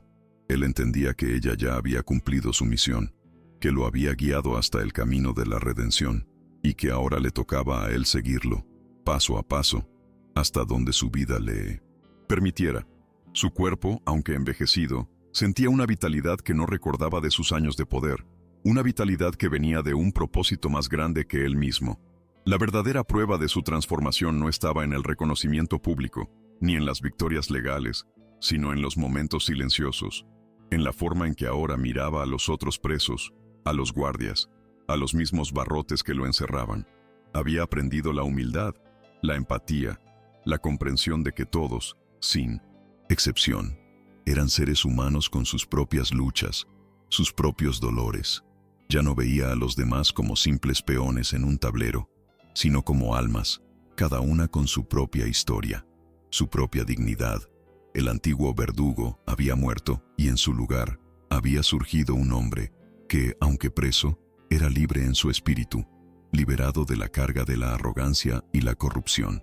Su arrepentimiento no era una debilidad, sino una fuente de fuerza, un motor que lo impulsaba a seguir buscando la justicia, a seguir enmendando los errores que él mismo había cometido. En la soledad de su celda, Ricardo Benítez, el hombre que había destruido tantas vidas, se había convertido en un constructor de esperanzas, un sembrador de verdades, un testimonio viviente del poder transformador de la redención. Un día, el alcaide entró en su celda, algo inusual, con una expresión en el rostro que Ricardo no pudo descifrar. Traía consigo un expediente, no de los viejos, sino uno con papeles nuevos, pulcros. «Ricardo», dijo el alcaide. Su voz era más suave de lo normal. «Ha llegado una solicitud inusual. El Tribunal Supremo ha emitido una orden para que actúes como consultor experto en un caso de revisión de un juicio de alto perfil. Quieren tu experiencia, tu ojo para las irregularidades, tu conocimiento del sistema. Es un caso que ha estado estancado por años y necesitan una perspectiva diferente, una que venga de alguien que ha visto los dos lados de la moneda». Ricardo escuchó en silencio. Su corazón latía con fuerza. Era algo sin precedentes, una oportunidad que nunca imaginó. Un prisionero, un ex juez caído en desgracia, siendo solicitado por el más alto tribunal. Era el reconocimiento de su nueva vocación, la prueba de que su redención no era solo un viaje personal, sino algo que el mundo, a su manera, estaba empezando a reconocer. Aceptó sin dudarlo. El proceso fue complejo. Lo llevaban a una sala especial, bajo estricta vigilancia, donde se le permitía revisar documentos, hacer anotaciones y reunirse con abogados. No era la libertad, pero era una forma de justicia, una oportunidad de seguir sirviendo a la verdad. El caso era intrincado, lleno de capas de engaño y complicidad, y Ricardo, con su mente aguda y su nueva perspectiva, comenzó a desentrañar la madeja, encontrando las fallas, las omisiones, los puntos ciegos que otros habían pasado por alto. Su conocimiento del sistema corrupto, de cómo funcionaban las manipulaciones, era invaluable. Los abogados se asombraban de su capacidad para ver más allá de lo evidente, para encontrar la verdad oculta en los detalles más pequeños. Ricardo no buscaba absolución en este nuevo rol, solo buscaba la oportunidad de hacer lo correcto, de usar sus habilidades para el bien, para aquellos que aún sufrían por las injusticias del sistema, incluso si él mismo era parte de ese sistema, un preso, un hombre que estaba pagando su deuda con la sociedad. Era un testimonio vivo de que, incluso desde la oscuridad de una celda, la luz de la verdad podía brillar y la justicia, de alguna manera, podía encontrar su camino. Su participación como consultor se prolongó durante varios meses, y gracias a sus conocimientos, el caso logró avanzar, revelando nuevas capas de corrupción que se extendían hasta las más altas esferas. La decisión final del Tribunal Supremo fue anular la condena en cuestión, un veredicto que resonó en el país como un símbolo de que, por fin, el sistema estaba dispuesto a mirarse al espejo. La noticia llegó a Ricardo a través del alcaide, quien, por primera vez, le estrechó la mano con un respeto genuino. «Buen trabajo, Ricardo», le dijo el alcaide, una frase simple pero cargada de significado. La primera vez que escuchaba una felicitación sincera en años. Ricardo sintió una profunda satisfacción, no por la gloria personal, sino por la victoria de la justicia. La paradoja de su situación, un hombre encarcelado que ayudaba a liberar a otros, no se le escapaba. Era un recordatorio constante de que el camino a la redención no era fácil, pero que valía la pena cada esfuerzo, cada sacrificio. Había encontrado su propósito en la oscuridad, y eso lo hacía más libre que cualquier hombre fuera de esos muros. La prensa, que seguía de cerca el caso del Tribunal Supremo, comenzó a especular sobre la identidad del consultor anónimo, que había sido clave para la anulación de la condena. Aunque su nombre no fue revelado públicamente, los rumores en los círculos judiciales apuntaban a Ricardo Benítez, el ex juez caído en desgracia.